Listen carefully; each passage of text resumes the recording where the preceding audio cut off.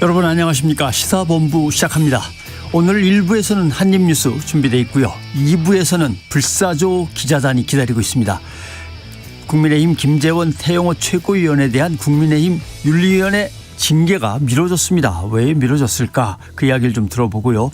그리고 민주당 김남국 의원의 60억 코인 의혹 자세한 해명이 나왔는데 어디까지 해명이 됐는지 뜨거운 현안의 취재 뒷얘기 들어봅니다. 그리고 IT본부 오늘 준비되어 있습니다. 그럴듯하게 허위 사실을 유포하거나 아주 그럴듯하게 가짜 이미지까지 만들어내는 생성형 AI의 부작용 사례, 다른 나라들은 어떻게 대응하고 있는지 김덕진 미래사회 IT연구소장과 이야기를 나눠보겠습니다. 5월 9일 시사본부 이제 출발합니다.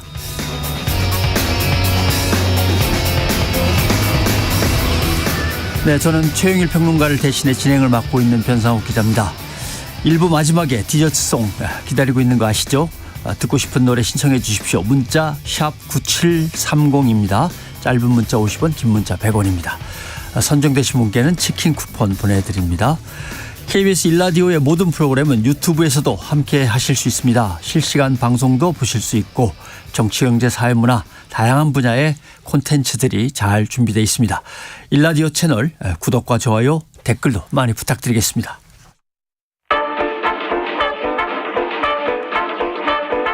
최영일의 시사본부 한입뉴스. 오늘의 핵심 뉴스들을 정리하는 한입뉴스 시작합니다. 박정호 오마이뉴스 기자, 미디어인권연구소 뭉클의 이봉우 연구원 두 분 나오셨습니다. 어서 오십시오. 안녕하십니까. 대통령의 국무회의 주제 소식부터 한번 알아보죠. 기시다 후미오 일본 총리와의 정상회담 결과를 이제 대통령이 쫙 오늘 설명을 했답니다. 네, 사실상 취임 1주년을 하루 앞두고 대국민 메시지 형식으로 여러 가지 이 사안들이 거론이 됐는데요. 말씀하신 것처럼 기시다 총리와의 정상회담 이후에 지금 한일 관계 개선에 대해서도 강조를 했습니다. 이렇게 얘기했습니다. 불과 얼마 전까지만 해도 상상할 수 없었던 일들이 지금 한일 간에 이루어지고 있다. 자유민주주의 가치를 공유하는 한일 양국이 서로 교류 협력하면서 신뢰를 쌓아간다면 한일 관계가 과거 가장 좋았던 시절을 넘어서 새로운 미래를 개척해 나갈 수 있을 거다. 이렇게 내다봤고요. 또 이번에 있었던 기시다 총리의 방안을 언급하면서 3월 16일 저의 일본 방문 후 재개된 한일 셔틀 외교가 복원되기까지 12년 세월이 필요했지만 양국 정상에 오가는 데에는 채 2달이 걸리지 않았다, 이런 평가도 내놨습니다. 그리고 특히 이제 기시다 총리의 가슴 아프다 발언, 네. 강제 동원 문제 관련한 이 기시다 총리의 개인적인 이 발언에 대해서 이것도 이제 언급을 하면서 어두운 과거의 역사를 외면하지 않고 진정성 있는 마음으로 대한다면 한일 양국이 당면한 어려움들을 극복하고 또 새로운 미래를 열어갈 수 있을 거다, 이렇게도 강조를 했습니다. 예. 우리 언론들은 긍정적인 보도들이 좀 더 많은 것 같고, 근데 또 일본 도쿄신문 사설을 보면은 가서 심정을 표현할 거면 더 직접적으로 미안하다고 얘기를 하지 왜 그 정도에서 끝났냐, 이런 네. 사설도 있긴 있더라고요. 이게 흥미롭습니다. 일본 언론도 진보적인 아니면 예. 좀 더 이제 보수적인 그런 색채에 따라서 언론 평가가 좀 엇갈리는 것 같은데요. 대체적으로 좀 보면 기시다 총리가 이렇게 좀 빨리 답방을 한 것에 있어서는 윤석열 대통령을 어떻게 보면 도와주는 거 아니냐, 그렇죠. 이런 분위기도 좀 있더라고요. 그래서 취임 1주년에 딱 발표하기 좋은 정도의 성과가 딱 정상회담이라는 성과가 나온 거니까 아마 윤 대통령 쪽도 상당히 여기서 득을 보는 거고, 기시다 총리가 애를 많이 써준 거는 분명한 것 같아요. 그리고 조금 다른 얘기긴 하지만 오늘도 이 국무회의 모두 발언이 생중계가 됐거든요. 오. 우리가 이 국무회의 모두 발언, 대통령의 모두 발언이 거의 매번 생중계되는 이 현상도 상당히 이례적이기 때문에 조금 돌아볼 필요가 있습니다. 이 언론 입장에서는 이 대통령의 또 발언 시간도 짧지가 않아요. 그러니까 예. 생중계되는 모두 발언을 당연히 언론도 보도할 수밖에 없는 것이고, 그래서 이게 어떻게 보면 현재 대통령의 조금 거의 유일한 대국민 소통 창구이자 좀 일방적인 국정 홍보, 대통령이 직접 하는 홍보의 창구로 지금 이용되고 있는 것 아니냐라는 논란도 사실 피할 수가 없는 것이고, 사실 국무회의 본래의 역할은 이 굉장히 중요한 거의 최고 국가 이 의사결정 기구 중에 하나입니다. 그렇죠. 예. 이 국회에서 넘어온 법안을 공포를 하거나 때로는 거부권을 이제 대통령이 행사하는 것을 의결하고요. 그리고 국가 중요한 정책들 또는 국정 기조의 방향 이런 것들을 각 부처 장관들이랑 논의해서 결정하는 그런 자리인데 예. 이게 이제 대통령의 모두 발언이 자꾸 이렇게 생중계로 약간 대통령이 직접 성과를 이렇게 얘기하는 식으로 흘러가는 것이 맞느냐. 예. 이게 또 언론에 의해서 계속 보도되는 것이 맞느냐 좀 돌아볼 필요가 있겠습니다. 글쎄 엉뚱한 얘기를 꺼낸다 하면 미국 언론의 예를 들면 아이젠하워 대통령 때까지는 신문이 대통령이 뭐라 그러면 대통령의 말을 그대로 받아 쓰질 않았습니다. 예. 뭐에 대해서 부정적으로 의견을 내놨다. 뭐 이렇게 쓰는 거지 뭐에 대해서 이래서 이렇게 설명하더라. 이런 식으로 얘기를 안 했거든요. 그러니까 신문이 대통령의 말을 받아 써주질 않는 거죠. 안타깝게도. 근데 이제 TV로 생중계되기 시작하니까 그대로 뭐 국민들이 다 들어버리니까 신문 입장에서는 안 쓸 수가 없죠. 그렇습니다. 국민들이 이미 다 듣고 있는데. 네. 그래서 이제 그런 걸 노릴 수도 있는 거죠. 예. 윤석열 정부의 출범 이후에 가장 많이 좀 주목을 받았고 인상적이었던 게 도어 스태핑 출근길 문답이었는데 이게 지난해 이제 하반기 이후에 안 되다 보니까 국민들이 좀 궁금해하는 것들을 직접 기자들의 질문을 통해서 그러니까 국민들이 다 그 현장에 못 가니까 기자들이 대신 뭐 질문하는 그런 역할도 있는 것인데 이게 안 되다 보니까 쌍방향 소통이 좀 부족한 게 아니냐 이런 지적이 나오고 있는 것이고요. 또 이번에 취임 1주년을 맞아가지고 이 윤석열 TV 그러니까 유튜브 채널을 통해서 예. 바로 서는 대한민국을 위한 대통령 약속 이런 제목의 영상이 공개가 됐어요. 예. 그런데 취임 1주년 맞은 기자 간담회나 기자회견은 없단 말이죠. 그러니까 이게 일방적인 소통이 계속 이어지다 보면 결국 이 뭐 국민들과 대통령 이 사이에 어떤 담이 또 만들어지는 게 아니냐 이런 여러 가지 우려가 나올 수가 있기 때문에 소통하는 방법을 좀 바꾸면 어떻겠느냐 이런 얘기도 나오고 있습니다. 전략 전술로는 나름 괜찮은 것 같아요. 왜냐하면 대통령에 대한 보도가 우리가 좀 과하게 많긴 하지만 그렇다고 대통령이 한 말을 다 받았었는데 거기에 또 붙여갖고 또 다른 대통령 보도가 더 나가고 하기에는 너무 과하거든요. 그러니까 대통령이 한 말을 그대로 받아 쓰고 나면 거기가 끝이에요. 그러니까 대통령실 입장에서는 괜찮은 전략이다. 괜찮은 전략인 예, 그렇죠. 거죠. 예.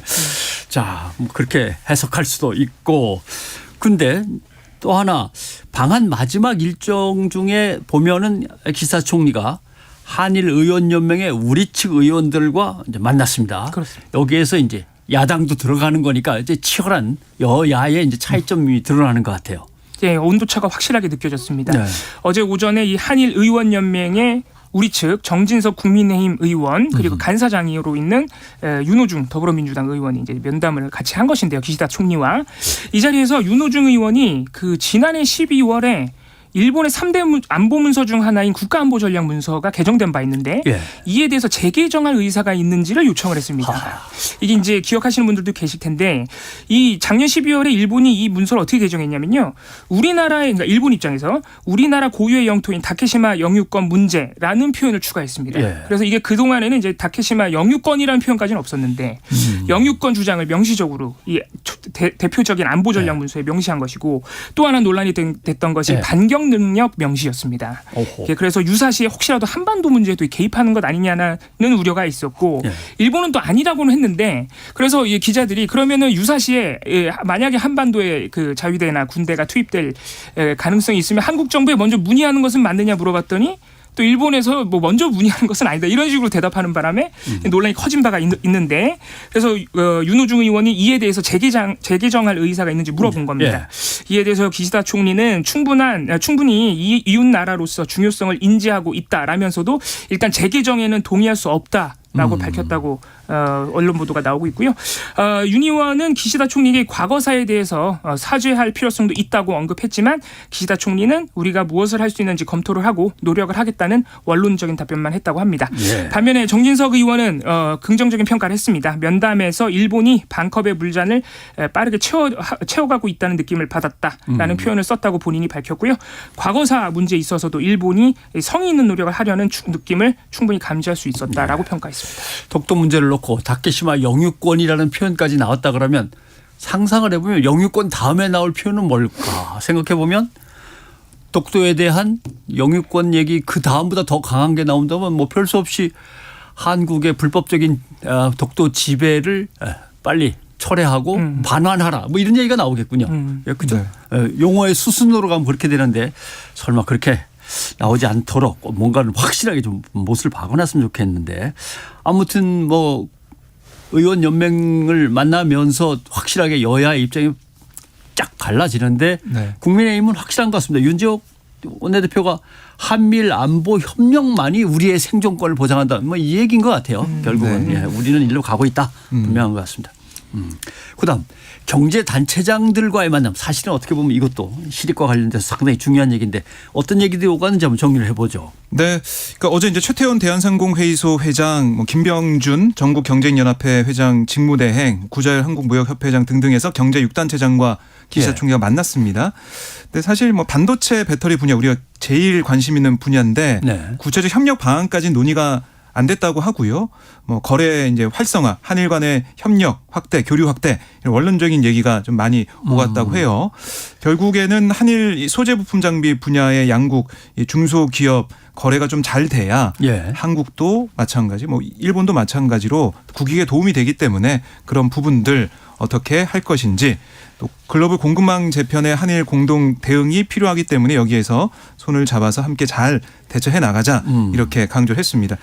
눈에 띄는 부분이 지난 뭐 사실은 일본 측 호응 조치로 거론됐던 미래 파트너십 기금 3월 정상회담 이후에 거론됐던 거기에 대해서 김병준 직무대행이 이 얘기를 했어요. 미래 기금 우리가 잘할 테니까 협력해달라 이런 얘기를 했다는 거예요. 그래서 게이단네 일본 경제단체 연합회와 따로 협의하고 있고 운영위원회를 뭐 구성을 해서 김병준 대행이 운영위원장을 맡는다 이렇게까지 전해지고 있는데 이 정상회담 3월에 있은 지 53일 정도가 지나도 창소조차 안 되고 있기 때문에 그리고 거기에 전범기업이 참여할 것이냐 이것도 많은 관심을 갖고 우리 국민들이 지켜보고 있는데요. 아직 거론이 안 되고 있거든요.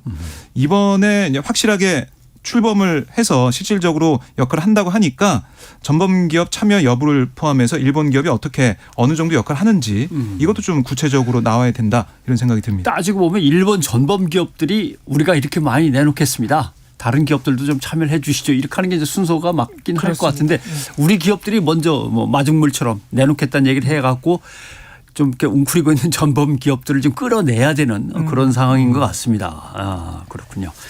예.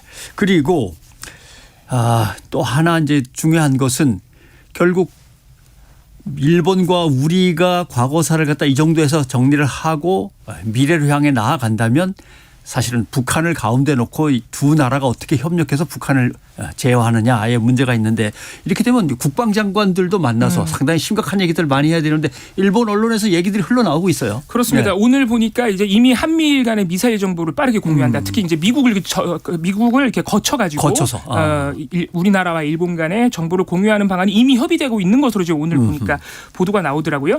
어제 윤석열 대통령도 이 수석 비서관 회의를 통해서 이 빠른 후속 조치를 지시를 했습니다. 특히 이 말씀하신 대로 지금 한미일 안보 협력을 가장 중점적인 목표로 가지고 있기 때문에 한미 정상회담, 한일 정상회담에서 나왔던 여러 가지 국방 그리고 안보 협력 분야의 후속 조치가 속도를 내고 있는 것입니다. 특히 6월 2일부터 4일까지 예정된 싱가포르 아시아 안보회의 기간에 한일 국방장관의 회담이 개최 예정이라고 이제 보도가 돼서 확인이 됐습니다.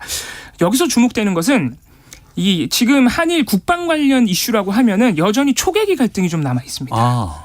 이 초계기 갈등은 2018년 12월 20일에 있었던 일인데요. 동해상에서 조난된 북한 어선을 수색하던 우리 광개토 대항만 근처로 일본 해상자위대의 P1 초계기가 접근을 했습니다. 근데 이 상황에서 우리 입장은 일본의 초계기가 광개토 대항함 주변으로 저공 위협 비행을 했다는 입장이고 일본은 그게 아니라 광개토 대항함이 일본 초계기를 향해서 레이더 조사를 했다. 그래서 한번 내려가 본 것이다라는 입장으로 지금까지도 평행선을 달리고 있는데 이게 3월 한일 정상회담에서도 거론이 됐었다라는 보도가 나오는 바람에 또 한번 논란이 됐었습니다. 그런데 제가 아까 말씀드린 이 6월 예정된 양국 국방장관 회담에서 이 초계기 문제가 의제로 오를 수 있다고 어제 국방부 대변인이 밝혔어요. 그러니까 이 지금 첨예하게 갈려있는 사실관계 인식부터가 갈려있기 때문에 조금 어려울 것으로 보이는데 과연 이 문제를 어떻게 해결해 나갈 것인지 주목되는 부분입니다. 영화에서 나오는 한 장면이군요. 초계기가 떠서 함정을 감시하면 함정에서 레이더를 쏘면은 초계기에서도 지금 레이더로 우리 비행기를 비추고 있구나가 또 감지가 되니까 서로 간에 이제 쟤들이 더 가까이 뭐 이러면서 이제 위협을 했다. 서로가 도발을 했다는 사실 입장인 뜻이군요. 예, 알겠습니다. 어쨌거나 한국과 일본은 동맹국이 아니니까 미사일 군사 정보를 갖다 그냥 줄 수는 없는 겁니다. 그러니까 할 수 없이 미국의 인도태평양 사령부겠죠, 보나마나. 거기를 거쳐서 일본한테 그때그때 바로바로 북한 미사일 정보를 넘겨준다. 이런 얘기가 되는군요. 알겠습니다. 아무튼 대통령의 표현이 정확한 것 같아요. 상상도 못했던 일이 무지하게 빨리 진행되죠라고 하는 말은 분명한 것 같습니다. 예. 벌써 다 논의가 어느 정도는 다 진행되고 있었군요. 다만 이제 그 속도 조절과 국민적 합의를 얼마나 거쳤느냐라고 하는 데서 논란이 있는 건데 빠르기는 엄청나게 빨리 가고 있습니다. 자, 국민의힘으로 가보죠. 김재원, 태용호 두 최고위원회 윤리위원회에서의 징계 문제 10일로 미뤄졌어요. 예. 네. 그러면 뭔가 좀 자진해서 뭘 하길 기다리는 건가요?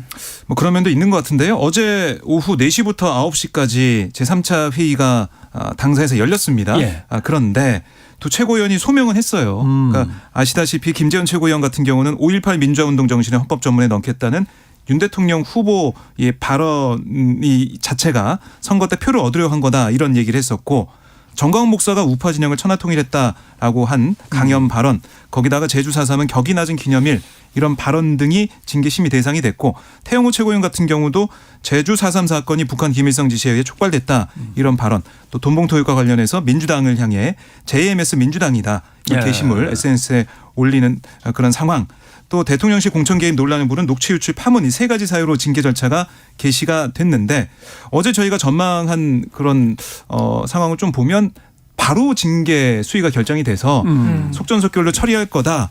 이걸 일단락 지을 거다라고 예상을 했었는데요. 이게 안 됐어요. 황정근 윤리위원장이 어떤 얘기를 했냐면 이거 소명은 두 최고위원 얘기는 들었지만 그 과정에서 몇 가지 사실관계를 조금 밝혀야 할 게 있어서 추가 소명 자료를 요청했고 오늘 이제 그걸 본다는 거죠. 그 자료를. 그 자료를 보고 확인 과정을 거쳐야 되기 때문에 이틀 정도 시간을 갖기로 결정했다. 이렇게 설명을 했습니다.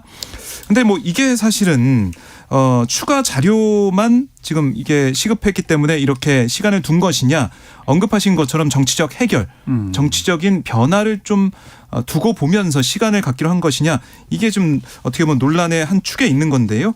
황정근 위원장은 지금 보면은 정치적으로 어떤 뭐 변화가 있는지 이게 좀 본다는 취지의 얘기를 했거든요. 예. 그 말은 태영호 최고위원, 김재원 최고위원이 최고위원직에서 물러나게 된다면 당원권 정지 같은 징계 수위 이런 것들을 당원권 정지 징계 뭐 1년이 아니라 그 좀 줄여서 뭐 3개월 뭐 6개월 이렇게 해서 결국 공천에는 영향을 안 받는 선에서 정리할 수 있는 게 아니냐 이런 추측도 좀 나오고 있는 상황입니다. 알겠습니다.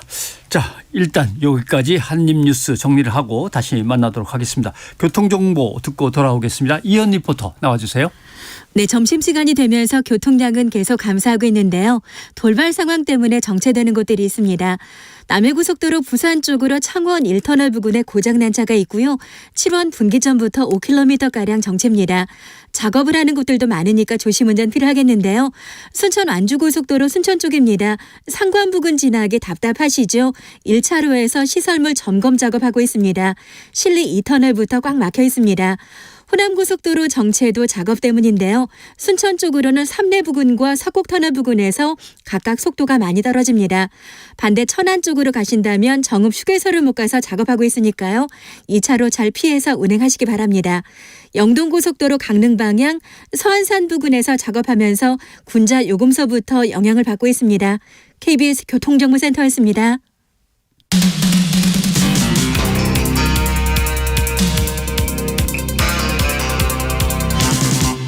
최영일의 시사본부.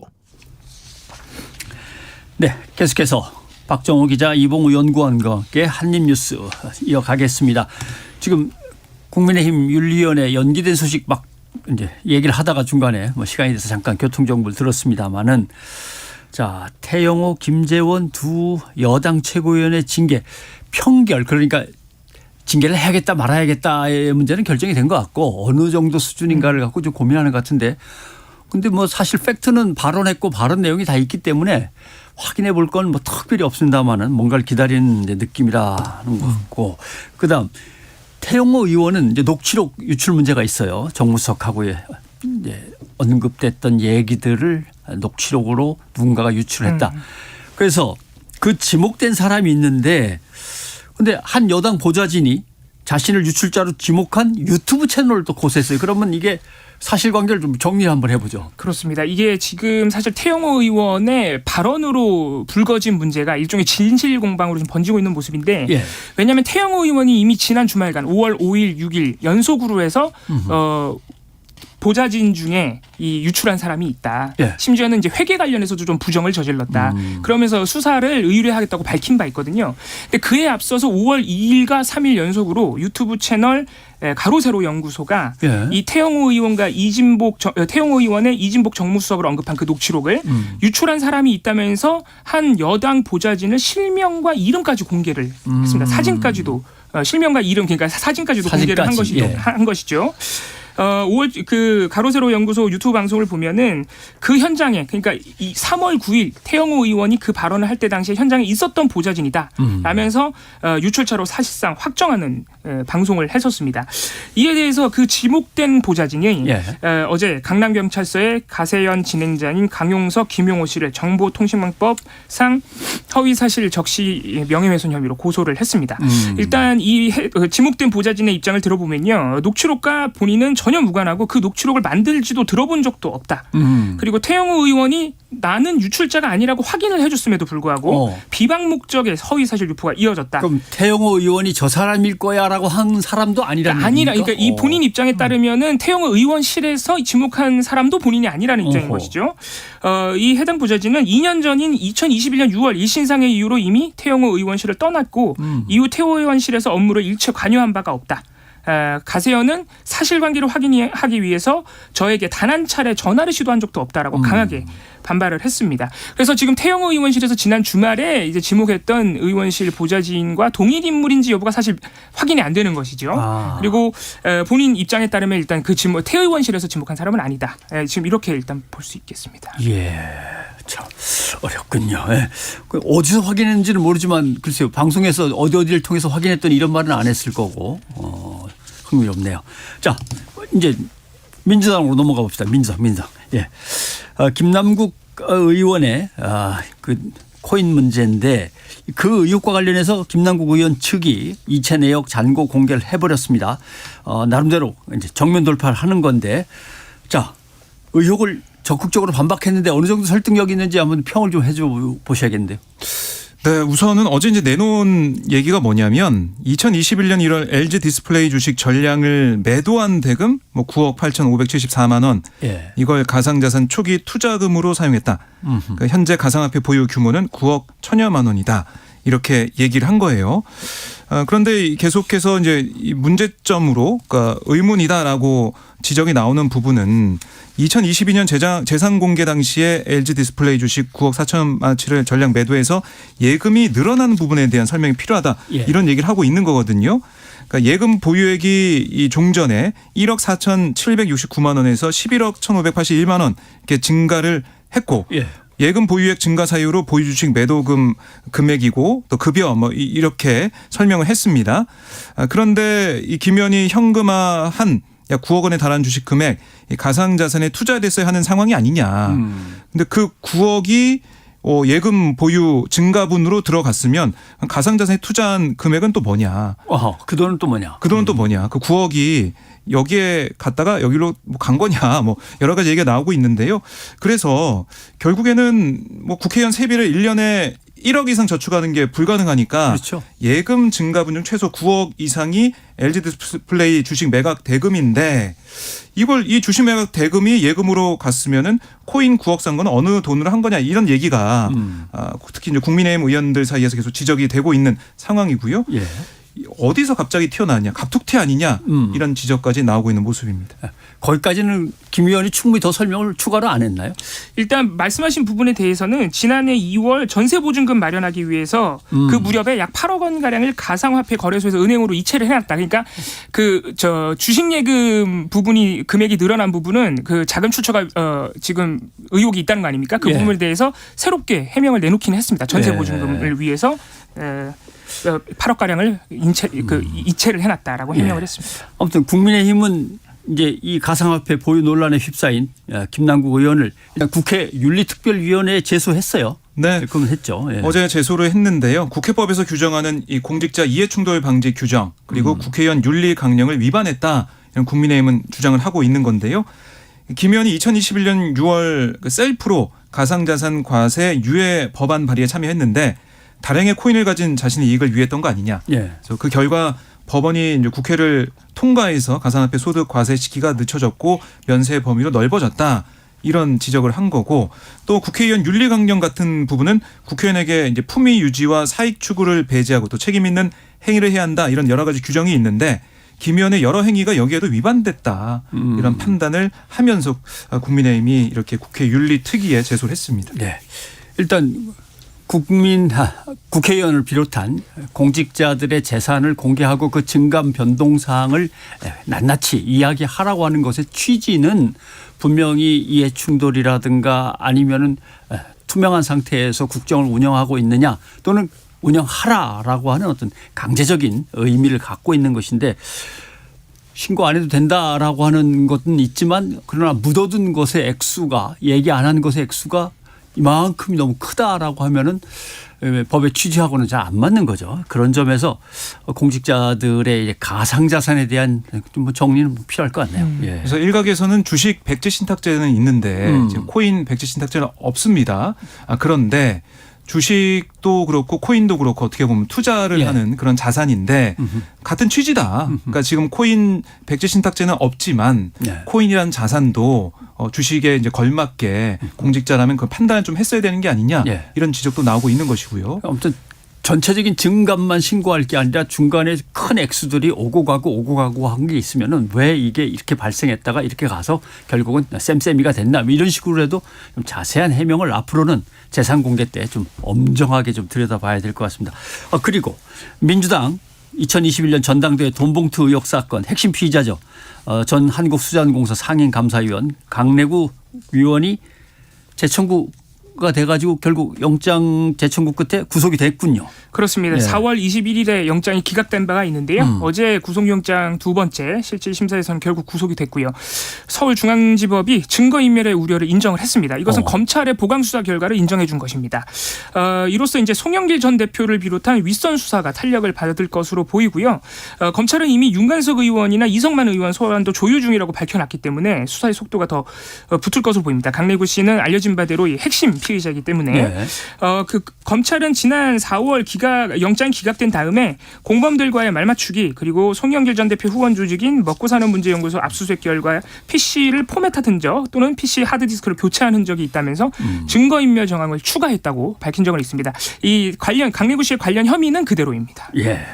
검찰이 추가로 더 조사를 하고 증거인멸 우려에 대해서 제기를 한 것 같군요. 예. 아마 이제 오늘부터 검찰이 이제 강 씨를 이제 불러서 조사를 할 것 같은데요. 예.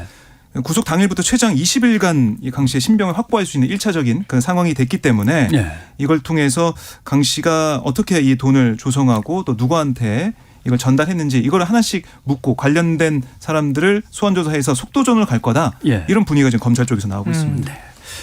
그리고 이제 좀 안타까운 과거사를 다시 들춰야 됩니다. 이태원 참사 200일을 앞두고 있고 관련자들의 헌법재판소나 법원에서의 재판이 이제 진행 중인데 유족과 시민단체가 200시간 집중 추모 행동에 돌입했습니다. 네, 참사 200일이 되는 16일까지 200시간 동안 특별법 제정을 촉구하는 행동을 이어가겠다. 예. 이렇게 얘기를 했는데 어제 유족들이 기자회견 했습니다. 서울광장 앞에 분향소를 차리고 다시 100일이 흘렀지만 이렇게 변한 게 없다라는 지적을 했는데요. 가족이 요구한 대통령의 공식 사과, 또 이상민 행안부 장관 파면, 제대로 된 진상 규명과 책임자 처벌 어느 것도 제대로 이루어지지 않았기 때문에 이제 다시 유가족들이 더 이제 투쟁에 나서겠다. 더는 유가족들을 길거리에 방치하지 말라. 예. 이렇게 호소를 했습니다. 그래서 어제 보면은 국민의힘 중앙당사 여의도에 있죠. 그 국회 건너편에 있는 당사 앞에서 200시간 집중행동 집회 여기에 들어갔거든요. 매일 국회 또 한강공원 등 여의도 일대에서 특별법 제정을 위한 홍보 또 서명 운동 이걸 이어가고요. 12일까지는 오후 6시마다 이 국민의힘 당사에서 촛불 문화전 열겠다라고 하고 있는데 지금도 당사 앞에 이 자리를 깔고 네. 유가족들 시민들이 농성을 하고 있는 상황입니다. 이상민 장관에 대한 재판은 탄핵 재판이니까 이제 헌법재판소에서 진행이 되는 거고, 그다음에 구속 기소된 사람들이 있습니다. 용산 경찰서장 공판기일도 있었는데 인파가 엄청나게 몰릴 거로 예상을 충분히 할 수 있었다는 증언도 나왔어요. 그렇습니다. 어제 서울 서부지법에서 열린 이 재판에서 정현욱 용산경찰서 112 상황실 운영지원팀장이 증인으로 나왔는데요. 예. 이 정현욱 팀장이 헬로윈에 다중인파가 올 것이라는 것은 용산서에 근무하는 사람이라면 누구나 다 예상할 수 있었다. 코로나 시기를 제외하고는 매년 사람이 밀집했다라고 증언을 했고요. 예. 또 지난해 10월 15일부터 16일 이때는 이제 참사 직전으로서 이태원 지구촌 축제가 있었던 기간인데 이 현장을 이임재 전 서장 그리고 송병주 당시 용산서 112 상황실장과 함께 찾아갔었다고 합니다. 그러니까 네. 상황을 한번 보려는 것이죠, 미리. 그리고 이 자리에서 이 정 팀장이 이태원은 헬로윈 때 사람이 붐벼서 교통이 마비된다라고 정 팀장이 말했더니 이임재 서장이 왜 헬로윈 때는 도로를 통제하지 않느냐라고 물었다 그래요.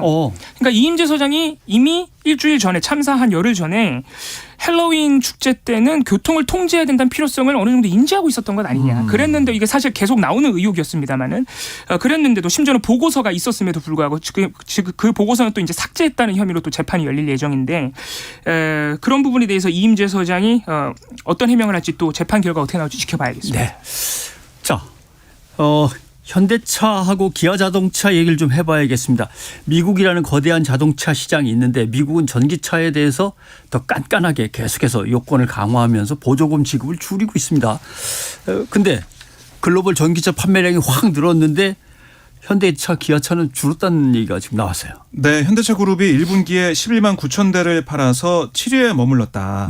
10개 상위 회사 중에 그런 조사 결과가 나왔는데요. 판매량이 2.2% 줄었어요. 그래서 우리만 줄어들었는데 예. 그 원인이 뭐냐 여러 가지 분석이 나오고 있습니다. 업계에서 얘기하는 걸 보면 결국 미국 IRA 보조금, 예. 그러니까 인플레이션 감축법 보조금 탈락 이게 또 영향을 미치고 있는 게 아니냐 이런 얘기를 하고 있거든요. 그러니까 이 보조금 탈락이 최종 확정된 지난달에 현대차 아이오닉5의 미국 판매량이 지난해 대비 13% 감소를 했고 13. 기아 EV6도 전년 대비 52.8% 위축이 됐습니다. 예. 1분기로 넓혀봐도 두 회사의 미국 전기차 판매량이 지난해 대비 6.5% 줄어들었어요. 결국 이 보조금 문제가 크다. 이런 얘기가 나오고 있는 것이고요. 또 최근 미국에서 펼쳐지고 있는 전기차 가격 인하 경쟁 이것도 우리한테는 좀 악재가 됐다. 이런 분석도 나오고 있습니다. 아무튼 지금 생산하고 있는 것들의 배터리는 빨리 미국산으로 바꿔야 될 문제가 있고 그다음에 짓고 있는 공장도 몇 년 뒤에 완성이 된다고 하는데 그걸 빨리 참 서둘러야 되고 보니까 전기차 보조금을 가지고 미국이 자기네 제조업을 계속 키우려는 의도는 보입니다만은 대처가 좀 빨리빨리 진행이 돼야 되겠네요. 예, 오늘 한입뉴스 여기까지 하겠습니다. 박정호 기자, 이봉호 연구원 고맙습니다. 고맙습니다. 감사합니다. 네. 시사본부 1부 순서는 여기까지고요. 자, 디저트송 오늘은 3640님이 보내주신 겁니다. 날이 더워지니 나른해지네요. 잠이 확 깨는 디저트송. 잠이 확 깨는. 유리스믹스의 스윗 드림스 틀어주세요. 변 기자님 하셨습니다. 네, 틀어드리죠. 모바일 치킨 쿠폰도 보내드리겠습니다. 저는 2부에서 다시 돌아오겠습니다. Sweet dreams are made of these. Who am I to disagree? I travel the world and the seven seas. Everybody's looking for something. Some of them want to use you. Some of them want to get used by you. Some of them want to abuse you.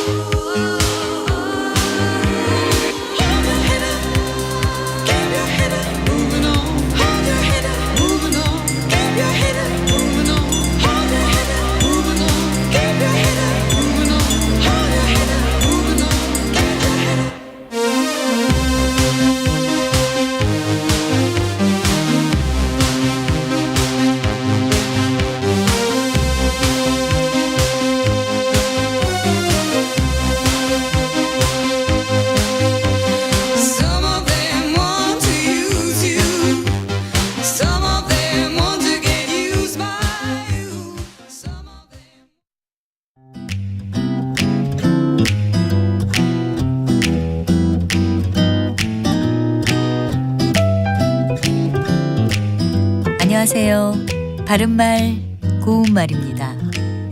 영화나 드라마가 인기를 얻으면 촬영한 장소 역시 많은 분들이 찾게 되죠.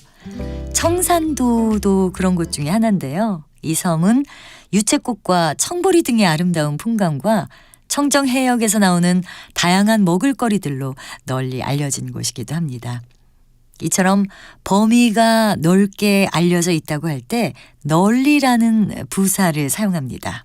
그렇다면 널리 대신에 넓게라는 표현을 써서 넓게 알려져 있다 같이 말해도 괜찮은 것일까요? 넓다는 넓은 방처럼 면이나 바닥 따위의 면적이 크다라는 뜻으로 표면적이 넓은 것을 말하기도 하고요. 넓은 길이나 통이 넓은 바지처럼 너비가 크다를 뜻하기도 합니다.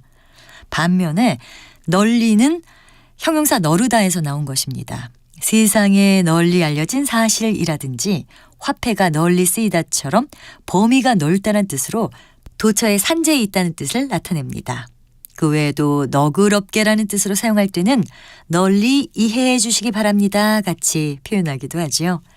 따라서 세상에 많이 알려져 있다는 것을 넓게 알려지다로 표현하는 것은 무리가 있고요. 널리 알려지다로 쓰는 것이 더 적절하다고 봅니다. 바른말 고운말 아나운서 변희영이었습니다.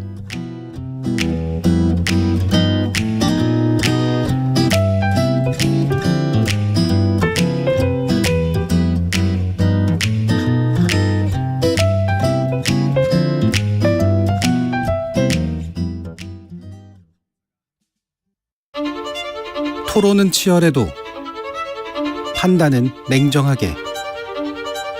복잡한 세상을 바꾸는 첫걸음은 의외로 단순할지도 모릅니다.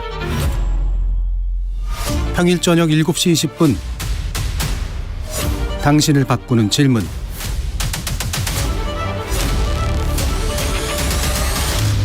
KBS 열린 토론.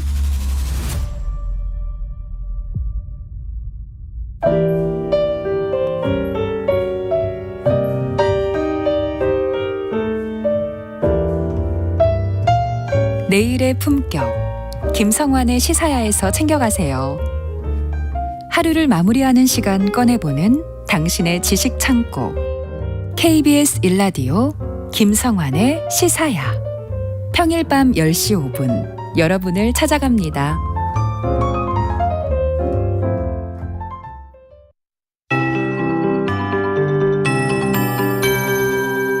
KBS 58분 날씨.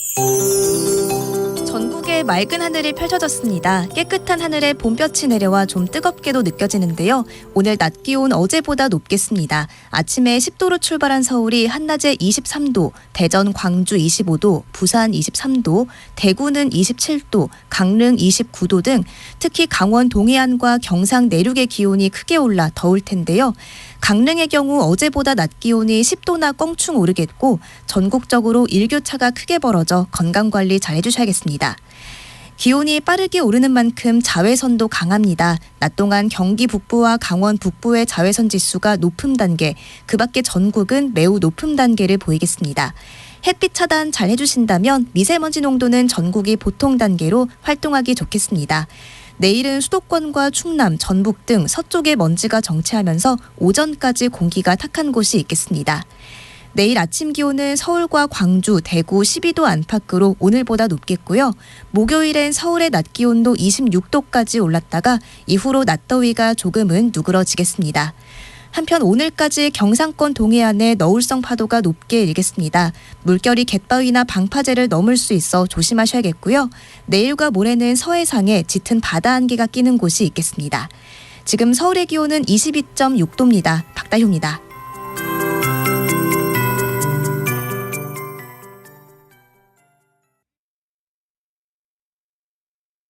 정성을 다하는 국민의 방송 KBS가 한시를 알려드립니다. AM 711kHz, FM 97.3MHz, KBS 1라디오입니다. HLKA.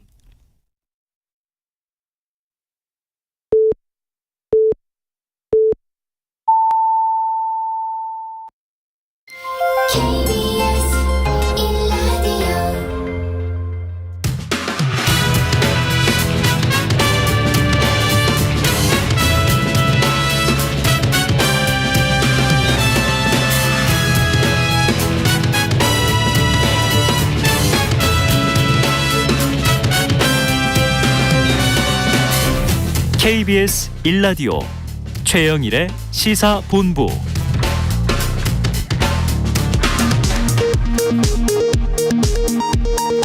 이 시각 라디오 정보센터 뉴스입니다. 윤석열 대통령이 전세와 주식 사기는 지난 정부의 잘못된 제도의 원인이 있으며 과거 정부의 검찰개혁 과정에서 마약 관련 법 집행력이 현격히 위축됐다는 입장을 밝혔습니다. 국민의힘 윤재호 원내대표는 윤석열 정부 출범 1주년을 앞두고 윤석열 정부의 최대 치적은 한미동맹의 복원과 한일 외교의 정상화라고 평가했습니다. 더불어민주당 박강원 원내대표는 윤석열 정부 1년에 대해 경제 불균형으로 민생 고통이 극심해졌고 외교의 불균형으로 국익의 균형이 손상됐고 정치의 불통으로 민주주의가 퇴행했다면서 한마디로 국민 불안 시대였다고 비판했습니다. 배진교 의원이 정의당 신임 원내대표로 결정됐습니다. 배 원내대표는 대통령실을 향해 일렬 종대로 정렬한 회계주의 여당보다 다양성을 가진 야당이 협력 연대할 때 더 강해진다는 걸 증명하겠다고 말했습니다. 신한은행의 사모펀드 부실 판매 의혹을 수사 중인 서울경찰청 금융범죄수사대가 신한은행 본점에 대한 압수수색에 나섰습니다. 지금까지 라디오 정보센터 뉴스 정원나였습니다.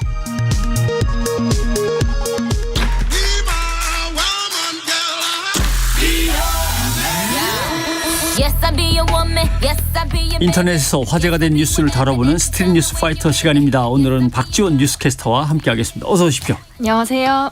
예, 김포 지옥철 얘기를 해보죠. 너무 혼잡해서 정말 지옥 같아서 빨리 대책을 세워달라고 아우성이었죠. 예, 정말 힘듭니다. 이거 타고 다니려면. 어떻게 좀 해결이 된 건가요? 일단 결론부터 말씀을 드리자면 예. 안타깝게도 큰 효과를 내지 못하고 있습니다. 일단 지옥철 김포 도시철도의 혼잡도를 완화하려고 김포시가 출근 시간대 시내버스를 대거 투입을 했습니다. 예. 지난달에 이어서 어제는 전세버스 8대를 추가로 투입했는데 큰 효과를 내지 못하고 있는 소식들이 전해지고 있습니다. 이날 오전 6시 30분부터 2시간 동안 전세버스가 추가 투입되면서 지하철 이용 승객이 버스로 일부 분산된 건 사실입니다. 네. 그런데 실제로 버스를 기다리던 분들 중에서는 평소엔 지하철로 출근하는데 오늘은 버스가 늘었다고 해서 시험 삼아 타보러 와봤다라는 분들도 굉장히 많았습니다. 네. 그러면 열차 사람은 좀 줄었겠네 상대적으로 생각하실 수 있는데 문제는 김포 골드라인 열차 안 밀집도는 여전히 높았다고 합니다. 실제로 현장에 있었던 김포 골드라인의 관계자 말을 빌리자면 버스가 증차되면서 사람들이 버스를 많이 이용할 거라고 생각해서 평소보다 열차가 오히려 꽉 찬 채로 왔다. 많이들 버스 타러 가셨을 테니까 열차는 좀 괜찮겠네 하면서 다시 열차로. 네, 맞습니다. 아하. 그래서 오히려 열차가 더 꽉 찼던 거죠. 어제도 사고가 일어났습니다. 예. 오전 8시 25분쯤 20대 여성 승객이 호흡곤란 증상을 호소하면서 구급대원의 부축 없이는 서 있지 못할 정도로 의식을 잃은 상태였고요. 그런데 곧바로 또 5분 뒤에 8시 30분쯤 또 다른 여성 승객이 열차에 내리면서 구토 증세를 보이자 구급대원이 도왔다고 합니다. 지금 서울 강서 소방서가 측정을 해봤더니 주말을 제외하고는 약 3주 동안 하차하면서 이상 증후를 호소한 이들이 16명이었는데 보통 오전 8시 전후로 이상 증상을 호소하는 이들이 굉장히 많았다고 합니다. 문제는 더 심각해지고 있고 사실 아무리 김포시에서 버스 증편을 하고 있지만 바쁠 때는 버스 시간도 정확하지가 않잖아요. 예. 그러다 보니까 버스가 정확한 시간을 확보하지 못하다 보니 계속해서 철도를 이용하는 상황이 나타나고 있습니다. 예. 그러니까 대단히 아파트 단지나 신도시를 개발할 때는 여기에 어떤 사람들이 어떤 목적으로 많이들 들어와 살 거다라는 것까지 감안해서 네. 환경영향평가, 교통영향평가 제대로 하고 기반 시설들을 다 준비를 잘 해줘야 되는데 아이고 계속해서 어려움을 겪으시겠네요. 자, 그리고 미국으로 가봅시다. 텍사스에서 총기 난사 사건이 있었는데 이 마트가 원래 한국인들이 많이 가는 곳이다. 교민들이 많이 가는 곳이다. 그래서 걱정이 있었는데 진짜 한인 부부와 어린 자녀가 희생자 중에 포함이 돼 있는 걸로 알려졌군요. 네, 현지 시간으로 지난 6일에 미국 텍사스주 댈러스 교외의 한 쇼핑몰에서 일어난 총기 난사 사건입니다. 이 사건으로 희생된 한인교포 조규성 씨와 강신영 씨 가족의 사연이 알려지면서 안타까움을 자아내고 있습니다. 얼마 전에 6살이 된 큰 아이의 생일 선물을 교환하러 찾은 쇼핑몰이 이 일가족이 함께하는 마지막 나들이 장소가 되고 말았습니다. 아이고, 예. 그리고 더 안타까웠던 건 총격을 당한 엄마가 끝까지 품에 안고 보호한 6살 소년이 가족 중 유일한 생존자가 됐습니다. 너무 듣기만 해도 안타깝잖아요. 네. 그래서 주변 지인들에 따르면 이 봉사활동 등 이 부부는 주변 한인들을 돕는 각종 활동에도 굉장히 적극적이었다고 합니다. 네. 착한 성품도 굉장히 잘 알려져 있었는데 현지에 있는 지인들의 충격 상황은 더 커지고 있고 그래 다행인 게 불행 중 다행인 게 한인 가족의 친구들은 고펀드미라는 페이지에서 부부 가족을 돕기 위한 모금 페이지를 개설을 했습니다. 예. 이들의 희생을 기리는 익명 그리고 기명의 기부 행렬이 이어지고 있는데요. 제가 당시 기사가 나왔을 때 찾아봤을 때는 거의 22만 원 정도였는데 예. 개설한 지 9시간 만에 11억 6천만 원이 넘는 금액이 기부가 되고 있는 상황이었습니다. 그 희생의 아픔을 어떻게 뭐 이걸로 덜어낼 수 있을지는 그렇죠. 모르겠습니다만 그래도 많은 따뜻한 마음들이 이렇게 모이는군요. 예. 네. 그리고 큰 아들의 경우에는 몸의 부상이 어느 정도 안정되긴 했지만 정신적으로는 큰 충격을 받은 상태라고 하고요. 예. 다행히 이번 총기 사건으로 백악관도 의회가 총기 규제 법안을 조속히 통과시킬 것을 다시 한번 재차 요구한 상황입니다. 벌써 뭐 몇 번째인지 아니고 얼마나 많은 희생자가 나왔는지 뭐 셀 수도 없을 정도인데 아직도 이렇게 주저하면 안 되죠. 예. 그리고 자 최근에 지자체들이 청년층의 탈모 환자 치료비를 지원하겠다는 정책을 내놓은 적이 있는데 이게 또 갑론을박이 벌어지고 있습니다. 뭐 이색적인데 신박해라는 의견도 있고 야 너무 혈세를 낭비하는 거 아니야? 그렇게까지 해야 돼? 이런 의견도 있고 하면 논란이 어떻게 번져가고 있습니까? 네, 복지냐 세금 낭비냐 이 논란인데요. 최근에 탈모 치료제 등은 의료보험 보험 적용이 안 되는데도 병원 치료를 받는 청년들이 굉장히 많아지고 있다고 합니다. 머리카락이 빠지는 고통 더 이상 중장년 만의 고민이 아니게 된 건데요. 네. 20, 30대 청년층이 탈모 환자의 절반 가까이가 될 정도로 지금 늘어나고 있다 보니까 탈모 치료비를 지원하겠다라는 지자체들이 점점 늘어나고 있습니다. 부산 사하구 의회는 청년들의 탈모 치료 비용을 지원하는 조례를 통과시켰고요. 구에 1년 이상 거주한 청년을 대상으로 경구용 탈모 치료제 구매 비용의 전부 또는 일부를 지원하기로 했습니다. 네. 이 외에도 뭐 서울 성동구는 만 39세 이하 구민에게 탈모 치료제 구매 비용의 50% 연최대 20만 원 규모를 지원하고 서울시도 청년에게 탈모 치료비를 지원하자는 조례안을 발의한 상태입니다. 지원을 해줘야 한다는 입장은 일단 우리나라 전체 탈모 인구수 자체가 늘어나고 있고 그 안에서도 20, 30대 탈모 인구수가 더 증가하고 있다라는 입장이고요. 탈모가 오면 개인의 자존감도 하락하고 시기적으로 취업이랑 결혼도 해야 되는데 사회생활 전반에 부정적인 영향을 주기 때문에 이건 더 이상 개인의 문제가 아니고 사회적인 문제다라고 주장을 합니다. 정말 스트레스를 받는 분들 입장에서는 이게 엄청난 거거든요. 예, 그래서 지원할 수 있는 만큼 지원을 좀 팍팍 해줬으면 하는 마음도 있는데 어떤 형평의 문제라든가 이런 것들도 좀 따지게 되는 모양입니다. 반대 입장도 물론 있긴 합니다. 뭐 탈모가 국가가 개입할 정도로 위험한 수준이 질병이 아닌지 따져봐야 한다라는 의견도 있고요. 정부에 더 관심이 필요한 난치성 질환자에게 지원도 부족한 상황인데 왜 여기에다 재정을 더 투입하냐. 그리고 만약에 정말 청년을 위해서 하는 거라면 뭐 실업, 주거, 보육, 실질적인 복지를 위해서 먼저 해결해야 할 과제들이 오히려 뒤로 밀려나가고 있다라는 비판입니다. 예, 그런 경우도 있겠군요. 또 그런데 한 곳에서 시작하면 다른 곳으로 또 번지지 안 번질 리는 없는데 그런 것들을 한번 좀 갑론을박을 거친 다음에 충분히 공론화시켜 봐야겠습니다. 그리고 어린이날 휴일에 비가 내렸어요. 그래서 많이 서운해하는 분들 또는 뭐 영업을 준비했다가 망친 분들도 계시겠지만 일부 지역에서는 상당히 비가 도움이 된 모양이에요.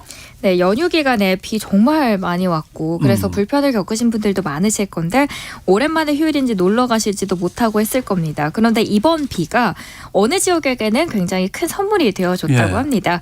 연휴 기간에 내린 단비로 가뭄으로 시달려온 전남 완도섬 지역의 제한급수가 188일 만에 해제가 된 겁니다. 덕분에 반년 넘게 제한급수가 이뤄졌던 주민들의 불편은 조금씩 해소가 되는 모습입니다. 기상청에 따르면 3일 0시부터 닷새 동안 누적 강수량이 전남 장흥군에서는 348mm, 고흥군 나로도는 349mm, 순천시는 202mm였는데요.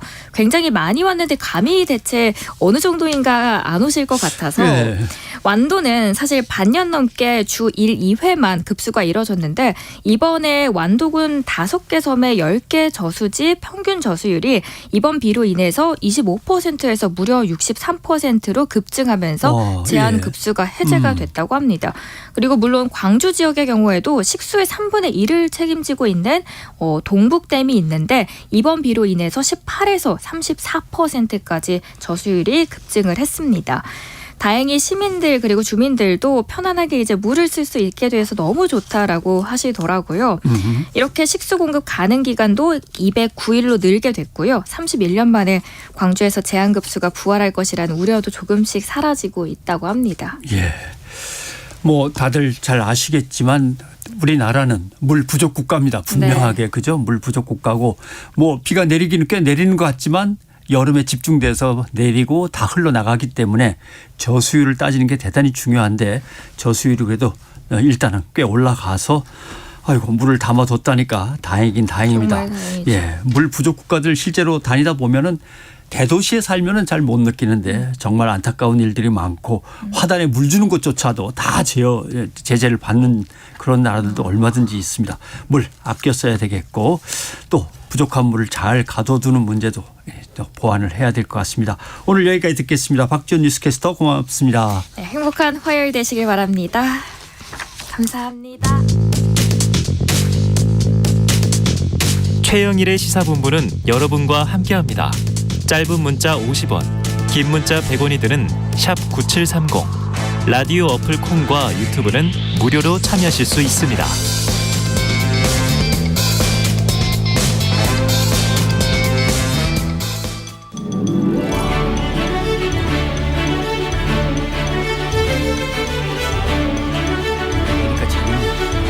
네, 기자들의 눈으로 정치권 소식을 들여다보겠습니다. 불사조 기자단 경향신문의 박순봉 기자, 문화일보의 이은지 기자 두 분 나오셨습니다. 어서 오십시오. 안녕하세요. 아까 간단하게 국민의힘 윤리위원회의 징계 결정 연기를 살펴는 봤습니다. 국민의힘 김재원, 태영호 두 최고위원에 대한 징계가 내일로 일단 미뤄졌다. 정말 뭐 추가로 좀 살펴볼 게 있는 거냐, 잦은 사태를 어떻게든 이끌어내 보려고 하는 거냐, 답답한 상황이다 이렇게까지만 하고 끝났는데 당내에서는 어떤 얘기가 오고 갑니까? 당내에서는 지금 일단은 뭐 여러 가지 목소리들이 당연히 섞여 있기는 한데 기본적으로는 기류 자체가 그러니까 제가 지난주에부터 쭉 체크를 해봤을 때 지도부 일각에서는 굉장히 강경하게 좀 대응을 해야 된다. 그러니까 중징계를 빨리 내려야 된다 이런 목소리들이 있었고요. 예.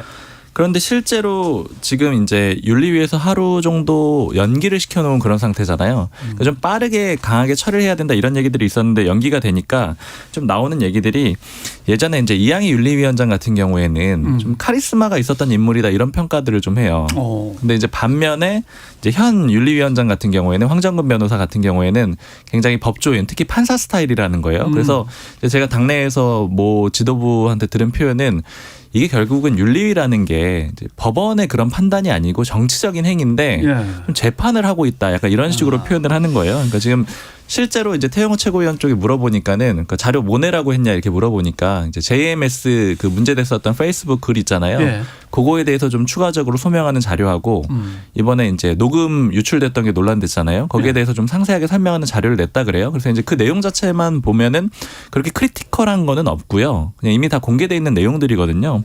그래서 아무래도 조금 신중한 모습을 좀 보이고 있는 것 같다. 그리고 여기에 대해서는 당내에서 좀 여러 가지 의견들이 좀 엇갈리고 있다. 이렇게 볼 수 있을 것 같아요. 예.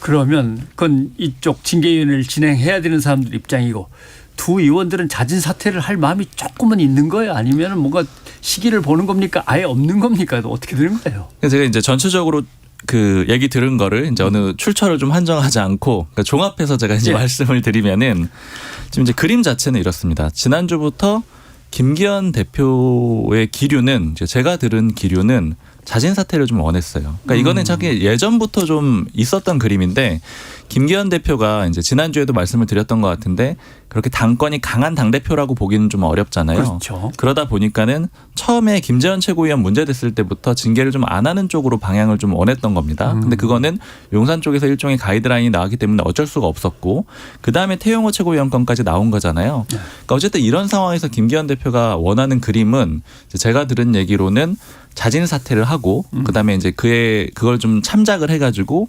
경징계로 이제 한 다음권 정지 3개월 이하 이런 정도의 좀 징계를 하는 그런 그림을 좀 원했던 것 같아요. 그런데 이제 반면에 이제 이 징계 대상자가 된 이제 최고위원들 쪽 분위기를 좀 보면은 만약에 그렇게 하려고 한다라면은 책임 있는 사람, 그러니까 예를 들자면 뭐 김기현 대표 내지는 아니면 뭐 다른 최고위원이라든가 와가지고 연락을 좀 해가지고 뭐 그렇게 권유를 한다라던가 아니면 그리고 이제 요거는 그냥 정치권에서 나오는 얘기는 만약에 그렇게 자진 사퇴를 시킬 거면은 뭔가를 좀 보장 내지는 보상 같은 게 좀 있어야 되는 게 아니냐. 그럼 예를 들면 자진 사퇴를 하셨으니 그렇게까지 책임을 지는 모습을 보이셨는데 징계마저 세게 할 수는 없으니 그렇죠. 징계는 약하게 뭐 징계를 약하게 해주고 뭐 좀 뭐 노골적인 얘기로는 이제 공천 문제를 향후에 어떻게 하게 될 것이냐 이제 이런 얘기들이 예를 들자면 뭐 주고 받을 수도 있을 텐데 지금 아예 접촉이 없다라는 거예요. 그래서 이제 김기현 대표 쪽에 얘기를 물어보면 이제 김기현 대표도 물론 그렇게 얘기를 하는데. 이게 뭐 문제될 수 있는 거 아니냐. 그러니까 윤리위는 윤리대로 독립적으로 하는 거고 그다음에 최고위원들한테 접촉을 하게 되면은 그건 또 말이 나올 수 있는 거 아니냐. 그래서 이제 접촉을 안 하고 있는 거고 반면에 이제 징계당하는 최고위원들 쪽에서도 뭐가 연락이 있어야 되는데 연락이 없고 그러면 우리가 알아서 먼저 그러면 뭐 자진 사퇴를 하고 먼저 찾아다니기도 좀 그렇고. 그렇죠. 그래서 이게 그림으로 보자면은 눈치 게임 양상이 좀 있는 겁니다. 그런데 당내 일부 최고위원들 같은 경우에 전체는 아니고 일부 최고위원들은 굉장히 좀 강하게 빠르게 좀 처단하는 그런 모습을 보이길 원하는 거예요. 이 삼각이 다 의견이 좀 엇갈리고 있는 겁니다. 그러니까 김기현 대표 쪽이랑 최고위원들은 그 징계당하는 최고위원들은 서로 눈치 게임. 이걸 어떻게 좀 정리를 했으면 좋겠는데 서로 좀 먼저 나서기는 어려운 그림 이런 상황인 거고 그다음에 이제 일부 최고위원들은 강경한 일부 최고위원들은 김기현 대표가 이게 너무 그립이 약하다. 결국 이제 이런 것들이 머뭇머뭇하는 그림 보여주면 안 좋다. 그리고 사실은 그 자진 사퇴를 하고 징계를 약하게 하는 거에 대해서도 지도부의 일부에서는 이거 소위 재판 거래처럼 보이지 않겠느냐. 그러니까 그런 과정 없이 그냥 빠르게 그냥 이렇게 강하게 징계를 내리는 게 낫다. 이런 얘기들도 하거든요. 그래서 좀 얽혀 있습니다. 이런 것들이. 정무수석은 다 부인을 하지만 그래도 어떻게든 내용에 들어가 있어서 대통령실이 엉켜 있는 문제인데 쉽지는 않습니다. 태영호 의원 특히. 근데 이제 그 부분도 좀 얘기를 해봤는데 그게 이제 좀 복잡한 게 있는데 예를 들자면 지난주에 태영호 최고위원을 지도부에서 많이 때렸잖아요. 그래서 이제 저는 궁금하더라고요. 만약에 이게 뭐 진실은 어쨌든 양쪽 다 그런 일은 없었다라고 하니까 이제 알 수는 없는 상태인데 설령 혹시라도 이진복 수석이 그런 얘기를 했다라고 치자면은 태영호 최고위원이 막 두들겨 맞다가 그러니까 예를 들면 그게 맞다라고 치면은 지금 감춰주고 있는 그런 상황인 거잖아요. 근데 나만 이렇게 욕하는 이런 그림이 돼? 이러면 더는 못 참아 이렇게 했을 때 사실은 이진복 수석이 얘기했어 이렇게 나올 수도 있는 거 아니에요. 그래서 이제 그런 경우는 어떻게 되는 거냐? 그러니까 확인을 해봤냐? 뭐 이제 이렇게 얘기를 해봤는데 일단 뭐 전제는 이제 그런 일이 없었다라고 다들 얘기를 하고 있고 근데 만약 설령 그렇다고 하더라도 이 문제는 대통령실까지 번질 문제는 아니라는 거예요. 그러니까 예를 들자면은 이진복 수석이 그렇게 얘기를 했다라고 하더라도 이진복 수석이 그럴 위치에 있느냐라는 거죠. 일단 첫 번째로는 이진복 수석 본인도 공천을 받아야 되는 사람이고 당 공관위도 아직 만들어져 있지 않고 그리고 당에 있는 사람도 아니고 즉 이 얘기는 그러면 태영호 최고위원이 믿었다면 이상한 거고 그리고 이준복 수석이 그런 얘기를 했다라면 그것도 역시 자신의 권위를 벗어난 거고 즉 이 얘기는 그럼 두 사람이 책임을 져야 되는 문제다. 그러니까 요거는 여권 전체로 번질 문제는 아니다. 이렇게 좀 그 판단을 하고 있더라고요. 알겠습니다. 자 이제 민주당으로 가보십시다. 60억 코인 투자 의혹에 대해서 해명을 했습니다. 김남국 의원이 이런 식으로 해명했다는 아까 조금 짚어봤는데 여기에 대해서 민주당 기준은 어떻습니까? 일단 민주당은 지금 돈봉투 사건으로 안 그래도 좀 당 지지율이 떨어지고 있고 어려운 상황인데 이 김남국 의원 건은 국민정서법을 좀 정면으로 거느린 사안이다. 아하, 예. 그래서 이 국민정서법은 탈법 불법 여부를 떠나서 무조건 사과로 대응해야 된다고 보고 있고요. 일단 이제 60억 의혹이죠. 뭐 60억, 9억 얘기가 나오는데 주식도 아닌 코인으로 이렇게 수십억대 사적 이익을 불리고 있었다는 거에 대해서 일반 의원들도 좀 놀랐다고 하고요. 또 일반 대중들에게는 사실 와닿지 않은 금액 규모예요. 때문에 국민들의 공분을 살 수밖에 없다는 건데 지금 당에서는 이렇게 상황이 엄중한데 김남국 의원의 해명 방식부터가 잘못됐다고 좀 다들 이야기를 합니다. 예.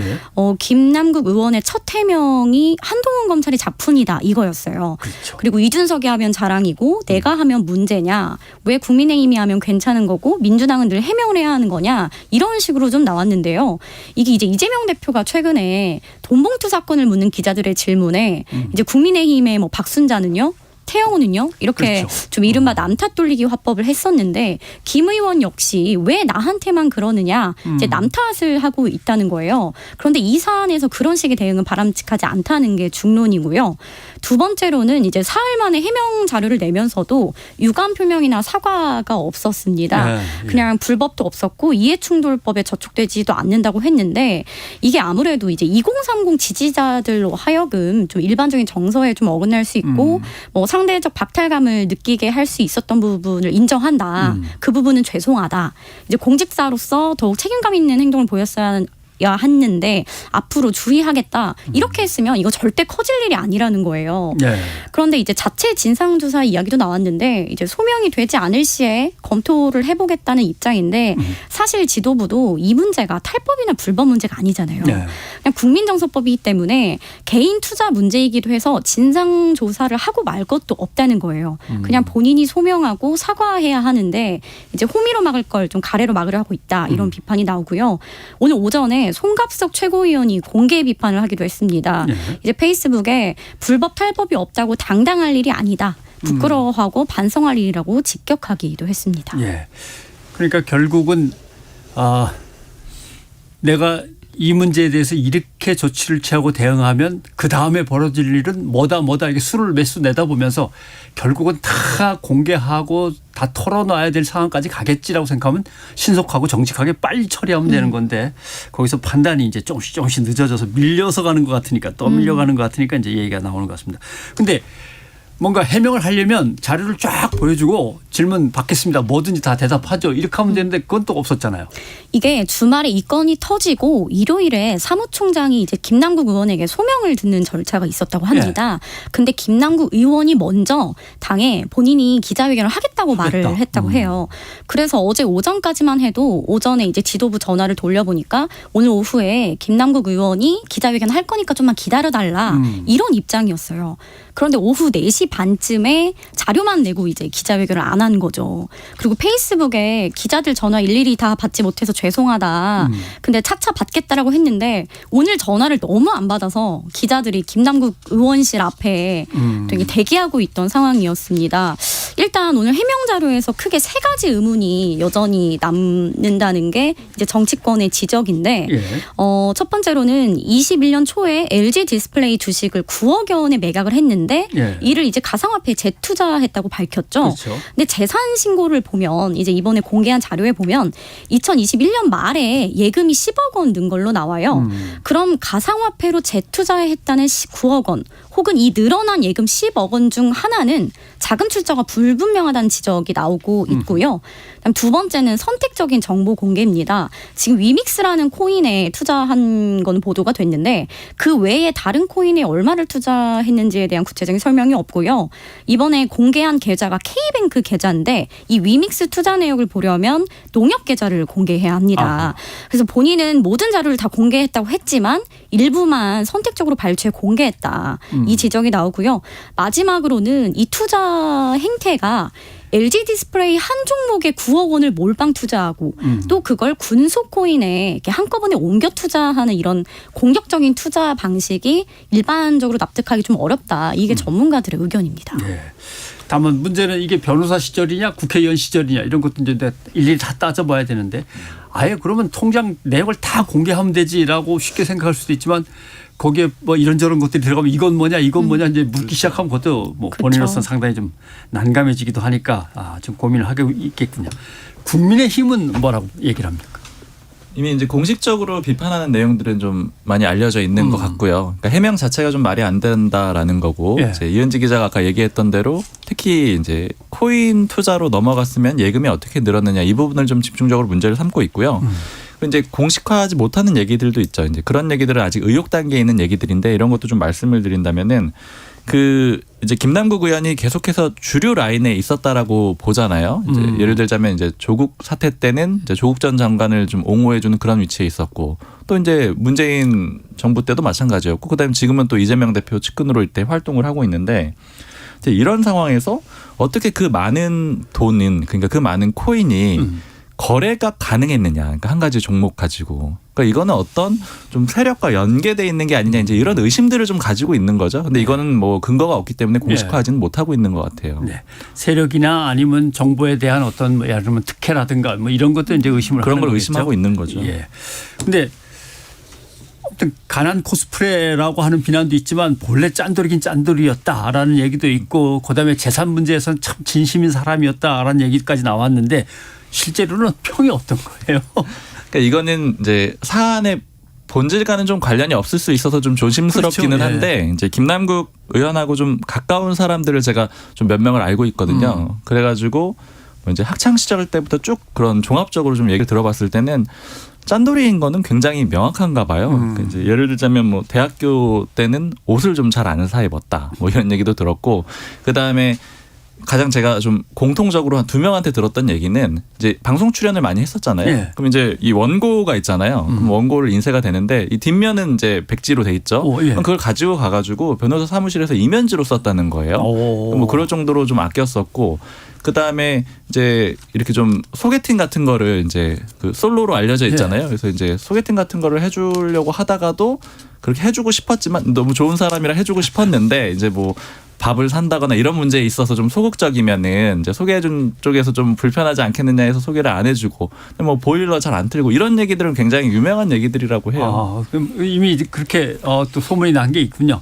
그러니까 민주당 쪽에서도 뭐 그런 뒷얘기가 있습니까? 저도 이제 김남국 의원 주변에 전화를 돌려보면은 나쁜 이야기는 잘 안 나와요. 이게 두둔이라기보단 짠한 느낌이 좀 있었다고 해요. 그리고 코인 투자도 이제 국회의원이라기보다는 2030 그냥 전형적인 남자로 보면 된다. 김남국 의원은 예. 좀 이런 평가가 있었는데요. 그리고 후원금 모금할 때 뭐 3만 원짜리 운동화가 다 떨어졌다. 뭐 맨날 라면만 먹는다. 이런 짠한 이미지들로 조금 지지자들한테 호응을 얻기도 했는데 이번 일로 코인 투자를 하는 건 알았지만 생각보다 이렇게 큰 돈을 굴리고 있는지 몰랐다는 반응이고요. 다만 기자들이나 이제 지인들과 식사하는 자리에서는 전혀 인색하지 않았다고 해요. 예. 뭐 식당도 좀 괜찮은 곳으로 잡고 아니면 또 기자들이랑 본인 집으로 2차를 간다거나 그런 스킨십이 굉장히 좋아서 돈을 안 쓴다는 평가는 없었다고 합니다. 예, 알겠습니다. 그 코인은 얘기를 들어보니까 시점이 좀 궁금하더라고요. 예. 이제 주변에 언제부터 코인 투자를 했느냐 이런 거는 좀 물어봤는데 일단 국회의원 되기 전부터 했었다라고 하고 그리고 이제 변호사 시절에는 주식 투자를 굉장히 열심히 했었다 그래요. 그러니까 아마 본인의 해명을 좀 따른다면은 주식 투자를 해가지고 그 이제 LG 디스플레이에 투자했던 그 종잣돈을 만들고 혹은 뭐 그 전에 코인 투자를 했을 수도 있겠지만 그 다음에 이제 본격적으로 좀 코인 투자로 넘어간 걸로 그렇게 좀 보입니다. 네. 아무튼 아까도 잠깐 뭐 언급을 했습니다마는 공직자들의 재산을 갖다 낱낱이 공개하라고 자꾸 강조하는 것도 어쩌면 그런 흐름 속에서 다른 일을 뭐 비위나 아니면은 무리한 일을 하지 못하도록 스스로를 경계하는 것도 있기 때문에 법에 꼭 하라고 규정 안 돼 있더라도 자금의 흐름이 큰 것들은 다 일일이 재산 공개 때 이렇게 내놨으면 이런 문제가 있을 때 낱낱이 빨리 해명이 될 것 같기도 합니다. 자, 윤석열 대통령 얘기로 넘어가겠습니다. 취임 1주년. 대개 취임 1주년이면 거대한 기자회견도 하고 그러는 건데 이번에는 없어서 좀 기자들이 서운해하지는 않는지 모르겠습니다. 어떻게들 보고 있나요? 용산 그 대통령실에 출입하는 기자들한테 좀 물어봤는데 사실은 안 하는 걸로 어느 정도 시점부터는 그러니까 한 몇 개월 전부터는 그렇게 좀 예상들을 했었고 예. 이번에 오히려 이제 점심에 그 떡볶이랑 김밥 먹으면서 같이 오찬 간담회 비슷하게 했잖아요. 예. 그게 좀 이례적이었다라고 얘기를 하더라고요. 그러니까 이제 모 기자가 이제 표현하기는 이렇게 얘기를 하더라고요. 사실 이제 기자회견 안 할 것도 예측이 됐었고 도어 스태핑도 이제 재개하지 않을 걸로 그렇게 예측을 하고 있었고 그러면서 점차 이제 기자들하고 대통령의 이제 접점이 사라지고 좀 이제 기대감도 없어지고 이런 상황이었는데 좀 의외로 좀 예상보다는 좀 깜짝이었다라고 하거든요. 그래서 생각보다 그런 기대가 없어지는 그런 시점에서 이렇게 간담회가 생겨가지고 그래도 약간 불씨 같은 거는 좀 생긴 것 같다 이렇게 좀 얘기를 합니다. 예. 민주당에서는 문재인 정부가 이랬어 봐라. 기자들이 가만히 있겠냐 이런 얘기가 일단 나오고요. 아까 기대 얘기를 했는데 예. 지금 현 정부 들어서 뭐 도어 스태핑도 일방적으로 중단하고 지금 1주년 기자간담회도 안 하고 이런 것들이 뭔가 이례적인 일이어야 정상인데 워낙 기대가 낮다 보니 이 일에 그 기자들과 간담회 한 걸로 좀 가름이 되는 분위기잖아요. 예. 그래서 초반에 민주당에서도 저한테 이제 혹시 대통령실이 1주년 기자간담회냐 뭐 자료 같은 걸 만드냐고 물어봐서 제가 대통령실에 물어봤더니 회견을 안 할 거고 1주년 기념 자료집이랑 영상을 만들고 있는데 기대를 해라. 기대해도 좋다. 이렇게 좀 자신을 하더라고요. 안 그래도 이번에 KTV로 뭐 몇 부작 홍보 영상 방영도 되고 또 1주년 성과 자료를 부처별로 좀 경쟁적으로 내고 있는데요. 예. 기자회견 대신에 이런 성과 자료 만드는데 공을 좀 많이 들였다고 하고요. 그리고 취임 첫 해에 이제 신년 인터뷰를 조선일보랑만 해서 그렇죠. 당시 여러 매체들이 예. 항의를 좀 했는데 그때 앞으로 좀 여러 매체들을 돌아가면서 인터뷰를 하려고 하니 좀만 기다려라 이렇게 말했다고 해요. 그래서 이번 1주년에도 혹시 특정 언론사와 인터뷰하는 거 아니냐 뭐 이런 이야기도 있었는데 그거는 안 하기로 했다고 합니다. 일단은 그렇게 되는군요. 모 용산 기자가 했던 표현이 좀 인상적인 게 대통령이 좀 자만추 스타일을 좋아하는 것 같다. 그러니까 자연스러운 만남을 추구하는 것 같다. 이런 표현을 쓰는 게 그러니까 아마 본인의 강점이 어떤 기자회견 같이 엄격한 형식에서 예. 질문을 받고 거기에 대해서 딱딱 답을 하는 이런 것보다는 좀 편한 자리에서 이제 사람들 대하고 이런 거에 조금 더 강점이 있다라고 좀 판단을 하고 있는 것 같아요. 예. 그러니까 이제 도어 스태핑이나 기자회견 형태보다는 이제 지난번에 했던 그런 형태를 조금 더 추구하지 않을까 이제 이렇게들 보고 있습니다. 사실은 상당히 이렇게 공직에 처음 들어가면 당혹스러워지죠. 왜냐하면 좀 편하게 속마음을 털어놓으면 다음날 기사를 보면 내가 생각했던 거랑 전혀 달리 뭐 일부만 뽑아가지고 뭐 아니라고 말하기도 뭐 하지만 그렇다고 말하기도 뭐 한 이런 기사가 자꾸 나가니까 좀 편하게 얘기합시다 이렇게 스타일로 가고 싶은데 그래도 1주년에는 공과를 분명히 얘기하고 국민들의 여론상으로는 지금 하고 있는 방향들이 이런 걱정들이 나오고 있습니다. 뭐 이렇게 기자들이 전달도 하고 거기에 대해 답변도 하고 좀 들어볼 게 많은데 없다니까 좀 서운은 한데 말이죠. 그리고 사실 여권에서 들었던 얘기 중에 이게 보통 검사들이 이런 종류의 기자회견에 좀 강할 수 있다라는 거예요. 그게 뭐냐면 예를 들어 이제 전직 검사 출신 의원한테도 들었던 얘기인데 공보 역할을 하게 되면은 처음에 배우는 게 한 줄 단위로 예. 자를 갖다 놓고 한 줄 단위로 오해의 소지가 있을지, 그러니까 이게 하나로 이제 헤드라인으로 뽑혔을 때 문제가 있을지 이런 훈련을 받는다는 거예요. 예. 그래서 사실 검사들이 말실수를 적게 하는 편인데 이제 반면에 윤 대통령 스타일이 좀 특이하다 이제 이런 예. 평가도 있습니다. 실제로 뭐 겪어본 바로는 어떤 검사는 그대로 받았으면은 나중에 고칠 문장이 거의 없을 정도로 물론 짧게 이어가긴 하지만 문장이 완벽하게 나오는 경우도 있긴 있는데 아무튼 대통령의 스타일인 것 같습니다. 그래도 야당하고는 좀 만나서 얘기를 하겠다라는 얘기를 먼저 대통령실 쪽에서 꺼냈기 때문에 야당 원내대표, 대표 뭐 순서가 어찌됐든 만나면 될 것 같기도 하고 지금 이건 어떻게 진행이 되는 거예요? 지금 일단은 야당 원내대표가 야당 대표, 그러니까 이재명 대표를 먼저 만나야지 이제 박광원 원내대표가 만날 수 있다라고 해서 일종의 이제 교착 상태가 좀 된 그런 상태잖아요. 예. 근데 지금 여권 쪽에서 보는 분위기는 일단은 지금 이제 공을 던져놨기 때문에 나쁘지 않다라고 보는 것 같아요. 그러니까 어느 쪽이든지요. 그러니까 예를 들어서 수락을 한다. 그러니까 박광원 원내대표가 이제 그 여당 원내대표 포함해가지고 대통령과 같이 만나는 자리에 수락을 한다라고 하면은 그건 이제 그 자체로 그간에 좀 야당하고 불통한다라는 그런 이미지가 있었는데 이제 소통을 한다 이런 점에서는 차라리 기저 효과가 있기 때문에 오히려 긍정적으로 보고 그다음에 반대로 그러면 안 된다 이제 끝내 성사가 되지 않는다라고 했을 때도 이제 그리고 이제 그렇게 되면은 다시 말씀드릴게요. 앞부분에 이제 그렇게 성사가 된다라고 하면 또 야당 입장에서는 아마 이제 소위 말하는 그 강경 지지층들 있잖아요. 그쪽에서 분란이 좀 커질 수 있다라는 거예요. 그러니까 이제 여권에서 나오는 얘기는 그로 인해서 민주당이 좀 힘들어질 수도 있다. 그러니까 이제 어찌 됐든 좋다라는 거고요. 반면에 이제 안 된다라고 하면은 이미 공을 던져놨기 때문에 이제 그거는 이제 책임에서 좀 벗어날 수 있다. 이렇게 해서 뭐 어느 쪽이든 뭐 꽃놀이 패다 이렇게 좀 보는 분위기가 있습니다. 그 말은 맞는 것 같네요. 예를 들면 원내대표가 먼저 가서 만났어. 우리 대표 좀 만나 주시죠라고 했는데 그거야 생각해보고 하면서 안 만나버리면 이제 박 원내대표만 벙 찌는 게 될 수도 있고 또 어차피 뭐 만나자고 했는데 다 안 되면 그럼 민주당이 안 만나는데 어떡합니까? 하라면 되는 건데. 그렇죠. 자, 민주당은 뭐라 그럽니까? 그러니까 대통령실은 꽃놀이패라고 했는데 네. 민주당 입장은 만나도 안 만나도 이거는 실익이 없다. 이렇게 좀 결론을 내렸습니다. 이제 첫 번째 이유는 지금 박광훈 원내대표가 뭐 이른바 비이재명계, 비명계입니다. 그래서 만약에 이번에 이재명 대표를 패싱하고 원내대표가 먼저 만나면 언론이든 여권이든 갈라치기에 들어갈 거다. 헤드라인이 이렇게 뽑힐 거래요. 비명 원내대표, 뭐 이재명 패싱하고 윤 대통령 만났다. 뭐 이런 식으로 뽑힐 거 아니에요. 그래서 이거는 박광훈 원내대표든 이재명 대표든 둘 모두에게 좋을 게 없다는 판단이고요. 지금 박광훈 원내대표가 취임 후에 가장 강조하고 있는 게 통합입니다. 그리고 내년 총선을 앞두고 이 민주당 내 계파 갈등, 비명이나 친명이냐 이런 프레임이 가장 악수가 될 거라고 보고 있기 때문에 이 대통령실이 이런 프레임을 만들려는 거에 이용당하면 안 된다. 그리고 두 번째는 이 선례를 만들면 안 된다는 거예요. 한 번도 원내대표를 대통령이 먼저 만난 선례가 없습니다. 만약에 이번에 만나게 되면 당대표를 건너뛰고 원내를 만날 수 있다는 안 좋은 선례가 남게 돼요. 특히 이제 윤석열 정부 4년이 남았는데 만약에 다음 당대표가 뽑혔을 때도 조금만 마음에 안 들면 이 선례를 이용해서 원내대표부터 만날 수도 있잖아요. 그리고 더 나아가서 이번에 만남이 성사가 되면 대통령실이나 여권에서 카운터 파트너를 이재명 대표가 아니고 박광훈 원내대표를 설정을 하고 구도를 잡아버리면 이재명 대표 패싱이 더 굳어질 수 있다. 그리고 마지막으로 이게 물론 만남 자체로도 의미가 굉장히 큽니다. 하지만 설사 만나더라도 민주당이 들고 올 성과가 있느냐. 지금 뭐 외교 현안에 관한 이야기든지 뭐 할 얘기는 많습니다.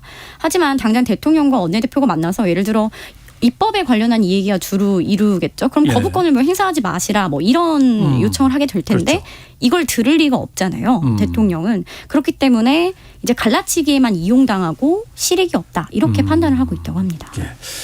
사실 이재명 대표도 뭐 이렇게 지지 기반이 단단한 건 아닙니다. 당내에서는. 그렇기 때문에 항상 이재명 대표를 놓고 비이재명 계 쪽에서는 이렇게 뭔가 조금은 따갑게 쳐다볼 수도 있는 건데 마침 비이재명 쪽에서 원내대표가 됐으니까 그리고 또 통합을 강조하니까 뭐 호재를 맞아서 뭔가 잘해볼 수는 있는데 그걸 알고 또 여권이 슬슬 흔드나 뭐 이런 얘기도 하는 것 같아요.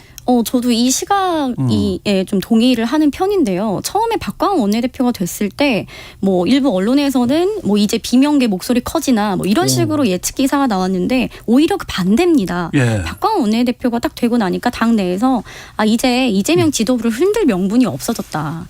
이제 비명계 한 사람이 원내대표로 들어왔기 때문에 이제는 균형도 잡혔고 이제 비명계가 뭐 공개적으로 지도부를 흔들 수도 없다는 거죠. 그래서 이재명 측도 이번에는 비명 원내대표가 되기를 바랬다는 거예요. 친명 원내대표가 되는 그림을 전혀 원하지 않았고 그래서 박광훈 원내대표가 되자마자 이재명 대표가 오히려 총선까지 갈 수 있는 기틀이 마련됐다고도 볼 수 있다. 이런 평가도 나왔습니다. 그래서 대통령에서도 이게 민주당한테 호재다라는 판단 하에 이렇게 흔들기에 나선 것 같은데요.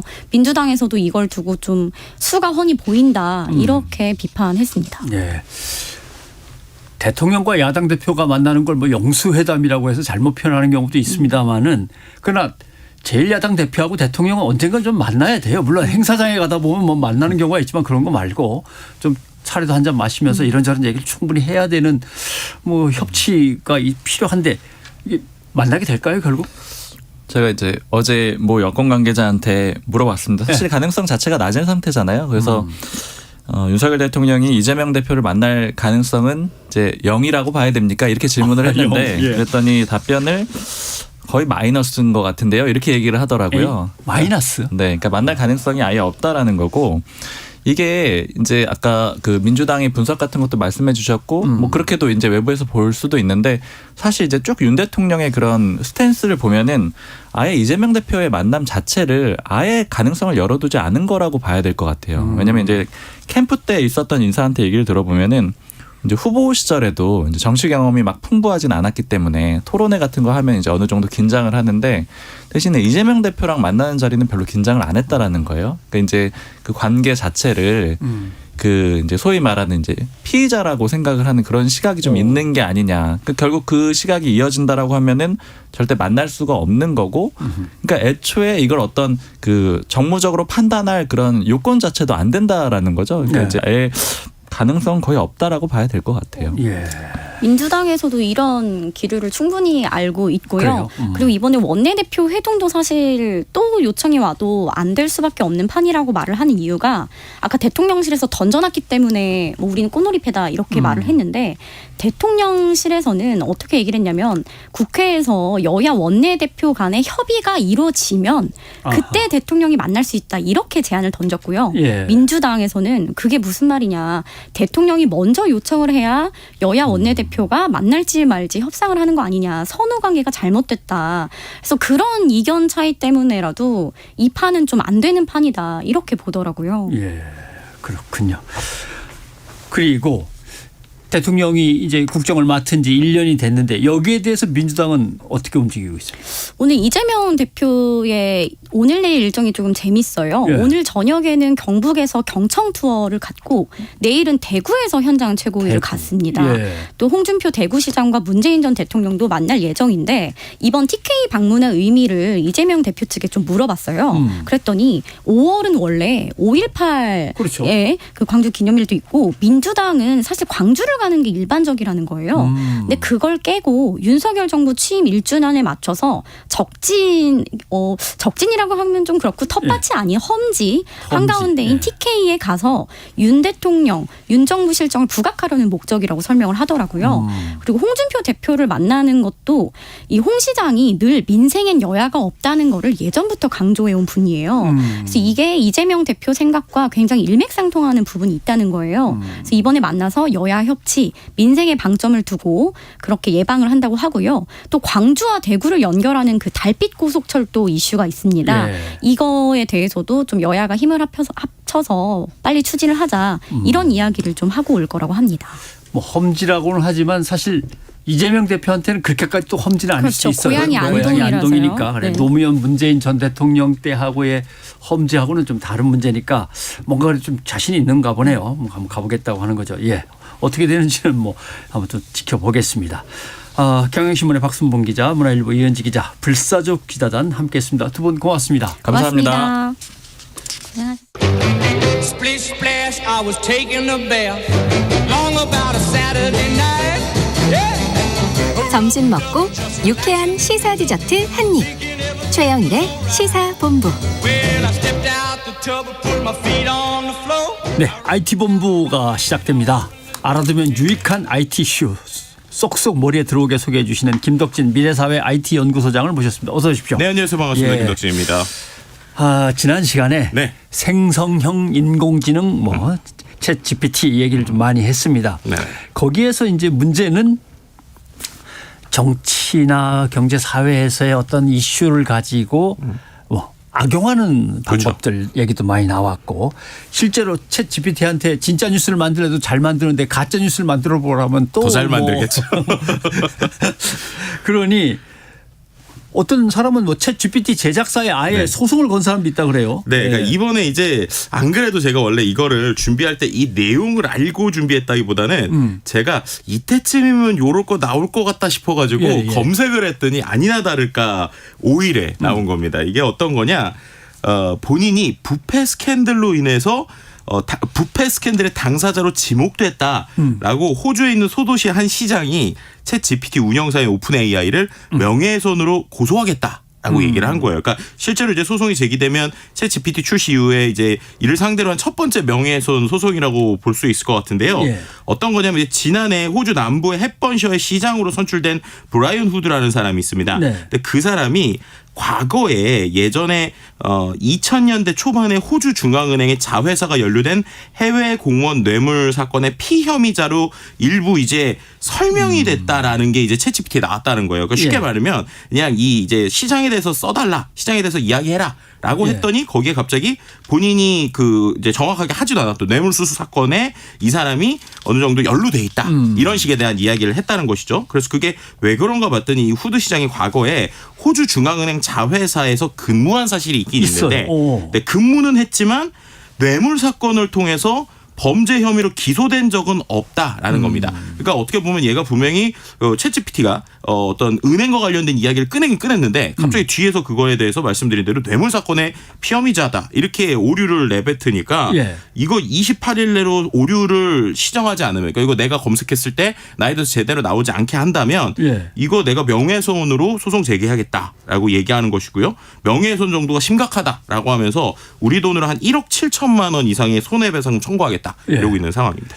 그러면 챗GPT에게 다른 누군가가 계속 이거 비슷한 얘기를 꺼내면 이 사람은 계속 관련된 피의자로 계속 등장을 하는 겁니까? 그렇죠. 그러니까 나올 수도 있고 안 나올 수도 있는데 기본적으로 그런 것들이 빈번하게 나오니까 아마도 이 사람이 여러 번 검색해서 하지 않았을까라고 보입니다. 이야, 어렵네요.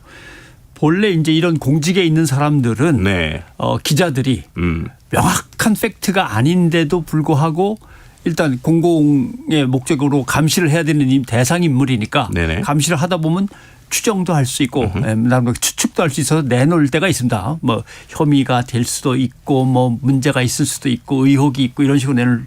그러면 이제 공공의 목적에서 그냥 나름대로 열심히 일한 거니까 기자를 대개는 무혐의라고 그러는데 챗 GPT는 막 만들어냈다면 그렇죠. 그 회사가 책임을 져라. 그렇죠.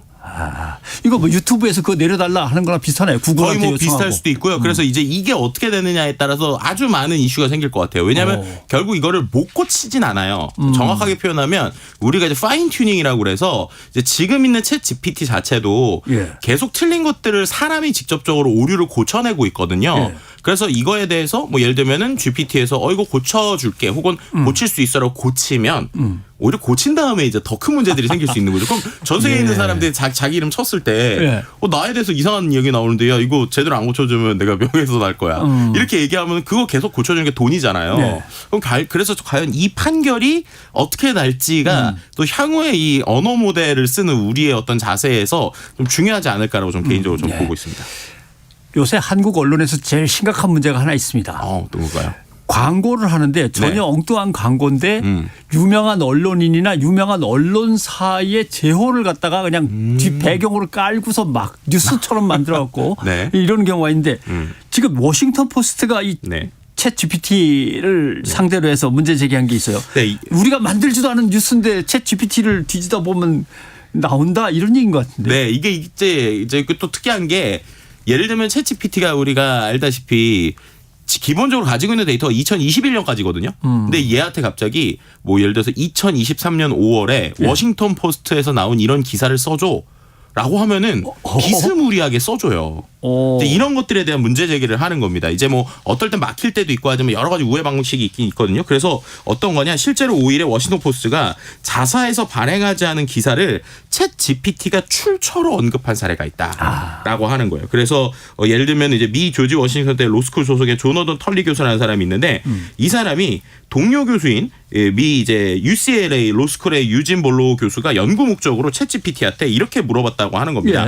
미 법학자들의 성희롱 사례를 기사 출처와 함께 최소 5건을 알려달라라고 했는데 거기에 아까 말씀드렸던 이 털리 교수의 실명이 실제로 들어간 거예요. 네, 그래서 이제 조지타운대 털리 교수가 해당 로스쿨이 후원하는 알래스카 현장 학습에서 한 여학생에게 성희롱 발언을 했고 그를 만지려 했다라고 얘기를 챗GPT가 하고 거기에다가 이거는 월스트리트저널, 그러니까 그 워싱턴 포스트에서 2018년 3월 21일에 나온 기사에 이렇게 나왔다라고 근거로 옆에다 썼다는 보도한 것이죠. 적도 있다. 네. 이제 그렇게 되니까는 털리 교수가 당연히 자기는 35년 동안 알래스카에 학생도 데려간 적도 없고 성적인 문제 제기도 받은 게 없고 또 조지타운대에서 자기가 가르친 적도 없다. 근데 이런 것들을 이렇게 만들었다라고 하고 그러니까 당연히 워싱턴 포스트도 확인해 봤을 거 아니에요. 워싱턴 포스트 확인을 했더니 2018년 3월 21일이라고 인용한 기사를 우리는 발행한 적이 없다라고 하는 것이죠. 그러니까 이쪽도 아니고 이쪽도 아닌 것인데 챗GPT가 답변으로 또 아까 말씀드린 5개의 사례 알려달라고 그랬잖아요. 네. 근데 5개 중에 최소 3건이 잘못된 정보였고 그리고 또 출처도 잘못 인용됐었다라는 겁니다. 그러니까 이게 이제 애매한 게 예를 들면은 언론사가 잘못하면 네. 말씀하신 것처럼 교수가 언론사한테 이거 정정 보도해달라고 할 수 있단 말이에요. 근데 이거는 죄송합니다. 워싱턴 포스트에 나온 것도 아니고 예. 그리고 또 이게 나올 때도 계속 나오니까 이건 도대체 어디에 고쳐달라고 해야 될지 참 당황스럽고 매우 오싹하다라고 하는 것이죠. 지금도 아까 제가 맨 처음에 얘기를 들은 어떤 언론인이 뭐 뭘 갖다 어떻게 했는데 하면서 광고에 이용하고 네. 어떤 신문사에서 이걸 어떻게 해서 보도를 했길래 얼마나 유명한 거다라고 하는 거. 그걸 지워달라고 요청하는데도 어디에서 지워야 되는지 아직 못 찾았습니다. 그렇죠. 이거 내려달라. 다시는 하지 말라. 근데 광고라는 게 랜덤으로 다 모아가지고 막 돌리는 그 언론사에다 한꺼번에 뿌리는 광고들이 있잖아요. 그렇죠. 네. 이제 발전된 형태가 또 벌어지고. 근데 일단 왜 이렇게 오류가 나오는지는 좀 설명을 좀 어떻게 할 수 있는 데까지 해봐야 되고 왜 이런 일이 생깁니까? 내가 간단하게 설명드리면 요즘에 챗GPT를 여러 가지로 비유하는 말들인데 제가 좀 와닿았던 것 중에 하나가 예. 챗GPT는 통계적 앵무새다라고 표현을 하시는 분이 있더라고요. 앵무새는 앵무새인데 흉내내는 거니까. 네. 근데 통계적. 네, 그러니까 뭐냐면 인터넷에서 사람들이 쓴 단어의 다음 단어를 계속 통계적으로 예측하는 방식이거든요. 아하. 그렇게 되니까 아까도 말씀드린 대로 그 교수고 비슷한데 그거랑 비슷한 판례나 내용들을 그냥 가져와서 붙이는 거예요. 그러니까 아까도 보시면은 시의원이 이제 시장이 되신 분이 실제로 그 이제 은행 쪽에서 일한 경험은 있고. 예. 근데 거기에서 뭔가 이 사람이 질문을 했을 때 뭐 불법 스캔들에 대해서 얘기해줘 그러면 그냥 다른 기사의 불법 스캔들에 관련된 내용을 붙여서 확률적으로 얘기할 확률이 높아진다는 겁니다. 그러니까 계속 랜덤하게 단어를 뽑아내는데 중요한 건 그 이야기를 붙이는 게 문맥이 어색하거나 내용이 좀 이상하면 사람들이 이거 의심할 수도 있잖아요. 예를 들면은 한국 말 우리가 보이스피싱 같은 것도 한국 사람의 말투가 아닌 약간 뭐 중국 사람의 말투가 나오나 그럼 의심을 하게 되잖아요. 예. 근데 문장은 완벽하게 쓰고 말투는 정말 기사처럼 쓰는데 이게 출처도 없고 붙였는데 진짜 너무 말 잘 만드니까 이거에 대해서 진짜야? 아니야? 우리가 확인해봐야 돼? 라고 이제 보게 되는 것이죠. 어렵네요. 어려워. 알겠습니다. 자, 통계적 앵무새. 요 말은 좀 기억을 해놔야 될 것 같습니다. 네네. 그런데 한 가지 또 생각할 것은 챗GPT가 뉴스를 갖다가 이것저것 모아서 그럴듯하게 썼어요. 네네네. 결국은 그 뉴스를 어딘선가 끌어다 썼다는 거 아닙니까? 그렇죠. 그러면 그 뉴스를 끌어다 쓴 것은 챗GPT인데 그 뉴스를 맨 처음 생산했던 것은 저 언론사니까 저 언론사가 챗GPT한테 야, 그건 저작권이 있는 거야. 그렇게 네 마음대로 가져가 쓰면 안 돼라고 할 수 있는 건가요? 그러니까 이게 지금 이제 이슈가 되고 있는 건데요. 예를 들면은 블룸버그 통신에서의 월스트리트 저널이 오픈 AI의 소송도 검토하겠다 이렇게 얘기를 하고 있는 거예요. 왜냐하면은 투자자들한테 월스트리트 기자들이 작성한 기사를 만약에 AI가 학습에 활용했다라고 하면 당연히 우린 누구로부터라도 적정한 라이선스를 받아야 된다라는 얘기입니다. 예. 이게 왜냐하면 최근에 뭐 국내도 그렇지만 유료 언론지로 바뀌는 데들이 상당히 많거든요. 예. 뭐 부분 유료화라든지. 그렇죠. 근데 그런 것들이 어쨌든 누군가 회원가입을 하거나 돈을 내야지 볼 수 있는 내용인데 네. 그런 것들을 이제 뭔가 챗GPT한테 물어보면 비스무리하게 대답을 해주니까 결국에는 얘네들이 우리 독자들도 돈 주고 봐야 되는 라이선스에 대한 거를 인정해야 되는 것들을 그냥 맘대로 가져가서 이거에 대해서 어떤 본인들이 만들어내는 것이 아니냐라는 것이고요. 흥미로운 거는 실제로 GPT가 지금 4잖아요. 근데 예. GPT-2 때 거기에 있는 코드들을 이제 사람들이 봤었거든요. 근데 그때 좀 오픈돼 있어서 그랬더니 그 GPT-2 때 이미 언론사 뉴스를 무단으로 좀 사용한 것 같다라는 코드들이 GitHub라는 공간에서 보였어요. 그리고 또 흥미로운 것 중에 하나가 지금도 챗GPT한테 너 이렇게 뉴스 왜 이렇게 잘하니? 어디서 배웠니? 라고 하면 본인이 스스로 언론사 이름을 쭉 얘기를 합니다. 예를 들면 GPT한테 뭐 영어로 너 이거 이 특정한 뉴스 소스 어디서 갖고 온 거니? 이런 것들 네가 제일 많이 본 데이터베이스에 있는 거 가져와 라고 하면은 뭐 뉴욕타임즈, 가디언, BBC 뉴스 이런 리스트를 쭉 주거든요. 그러니까 이런 걸 볼 때 이거 분명히 콘텐츠에 대해서 대가 지불해야 되는 거 아니냐라는 얘기도 나오고 있고요. 비슷하게 커뮤니티 사이트 중에 미국에서 제일 큰 레딧이라고 하는 이런 소셜미디어 플랫폼이 있는데 거기에서도 야 이거 우리 콘텐츠 가지고 너네가 이야기를 만들었으면 사용료 내야 되는 거 아니냐 이런 얘기들이 나오고 있어서 앞으로 이런 저작권에 대한 것들도 상당히 화두가 될 것으로 보입니다. 예를 들면 지금 뭐 신문사마다 또는 뭐 방송사도 마찬가지일 수 있습니다만은 먹고 사는 길이 이제 도대체 뭐냐라고 그렇죠. 할 때 네. 이제 페이지에다가 이제 월 그러니까 벽을 치고 들어오실 때 돈을 내세요. 맞아요. 라든가 들어오신 다음에 1편만 보고 2편 보실 때 돈을 내세요. 뭐 여러 가지 방법을 엄청나게 쓰고 있는데 그렇죠. 그 방법 그 짜내느라고 돈 많이 들었거든요.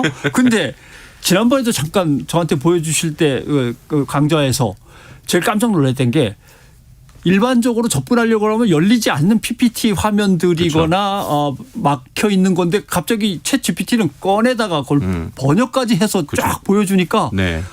아니 그럼 그동안 막혀 있던 것들은 그럼 어떻게 되는 거지라는 생각을 했었는데 이제 이런 문제가 이제 발생을 하는 거군요. 네. 그리고 거기서 또 이제 하나 애매한 게 뭐냐면요. 그러면 아까처럼 막힌 게 진짜로 가져온 거냐라는 것도 또 이슈가 될 수 있어요. 아까도 진짜? 네, 아까도 보신 것처럼 월스트리트저널이나 뭐 워싱턴 포스트의 걸 가져왔다고 하는데 정말인지 아닌지 그 검증을 해봐야 되잖아요. 근데 이 사람은 유료 DB에 접속할 수 없는 사람인데 유료 DB에 있는 걸 가져왔다고 얘기해서 쓰면 이게 진짜인지 아닌지 오히려 쓰는 사람이 더 헷갈릴 수도 있는. 그러니까 참 복잡한 문제들이 지금 난제해 있다고 볼 수 있을 것 같습니다. 아유, 이게 좀 어지럽네요. 왜냐하면 미디어 리터러시라고 해서 언론을 어떻게 읽고 제대로 해석할 거냐를 고민하고 있었는데 갑자기 디지털 리터러시라는 게 생겨가지고 디지털 기술을 이제 막 접목돼서 나오니까 미디어 리터러시는 그 하위 구조의 조그마한 부분입니다. 이제는. 근데 디지털 리터러시에 다 어떤 확립된 어떤 체계적인 접근 방법이 리터러시 차원에서 없는데 갑자기 이제는 챗 GPT 리터러시까지 해야 되니까. 그래서 실은 제가 오늘 이걸 준비했어요. 왜냐하면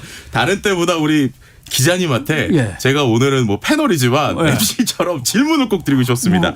이런 이제 어떻게 보면 지난주랑 저희가 해서 뭐 가짜 뉴스도 만들어지고 없는 출처까지도 만들고 뭐 뉴스도 데이터로 만들어지고 막 이런 시대에 우리가 말하는 언론 또 뉴스라는 것이 어떤 의미를 가지게 될까? 또 이제 이런 것들이 그럼 기존의 언론사들이 이 안에서 새롭게 할 수 있는 일이 뭘까? 이런 것들에 대해서 저희가 되게 고민이 많거든요. 어떻게 생각하세요?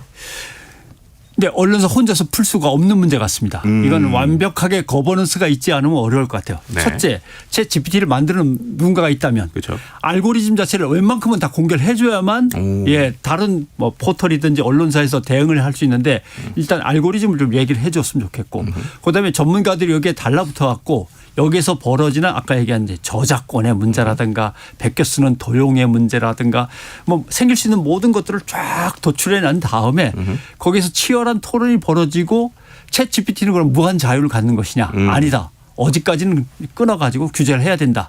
그러면 다음 기술로 이걸 또 넘어서면 그때는 또 어떻게 할 거냐. 예를 들면은 누가 베껴 쓰는 게 아니라 이제는 동영상까지 그대로 조작해낼 수 있다면 그런 문제는 어떻게 할 거냐 해서 이거는 아마 심각한 거버넌스가 필요할 건데 보나마나 이거는 정보의 허리케인 속에서 온 지구가 한바탕 난리를 겪은 다음에 누구도 누구를 믿지 못하는 그래서 정말 훌륭한 언론사만 이제 딱 몇 개가 돋보이는 아마 이런 시대로 가지 않을까요? 저도 이제 그래서 그 부분에서의 그 관점이 있는 것 같아요. 뭐냐면 결국 이렇게 가짜 뉴스 같은 것이 진짜인지 가짜인지 쏟아지면 결국에는 사람들이 믿을 수 있는 건 컨텐츠 하나가 아니라 그런 출처 혹은 브랜드라고 보면 미디어 자체를 특정 미디어를 상당히 신뢰할 수 있는 미디어냐 특정 기자만큼은 의지할 수 있는 거냐라고 하는 일종의 브랜드 저널리즘이라고 할까요? 아니면 어떠한 사람을 갖는 힘이라고 할까요? 그런 것들이 강해지지 않을까. 그래서 결국 궁극적으로는 오히려 더 고품질의 저널리즘이 좀 희소 가치를 갖지 않을까 이런 생각을 좀 저도 개인적으로 합니다. 누가 챗 GPT를 써서 이상하게 만들었을지 모르는데 아무튼 그 언론사와 그 기자는 믿을 수 있겠어. 이런 식의 고브랜드 가치로. 알겠습니다. 자, 오늘 중요한 얘기 들었는데 공부할 것들이 너무 많아갖고 어지럽습니다. 자, 오늘 여기까지 듣겠습니다. 김석진 선생님 고맙습니다. 네, 감사합니다. 네. 오늘 순서 여기서 마치고요. 저는 내일 12시 10분에 다시 찾아뵙겠습니다. 여러분 고맙습니다.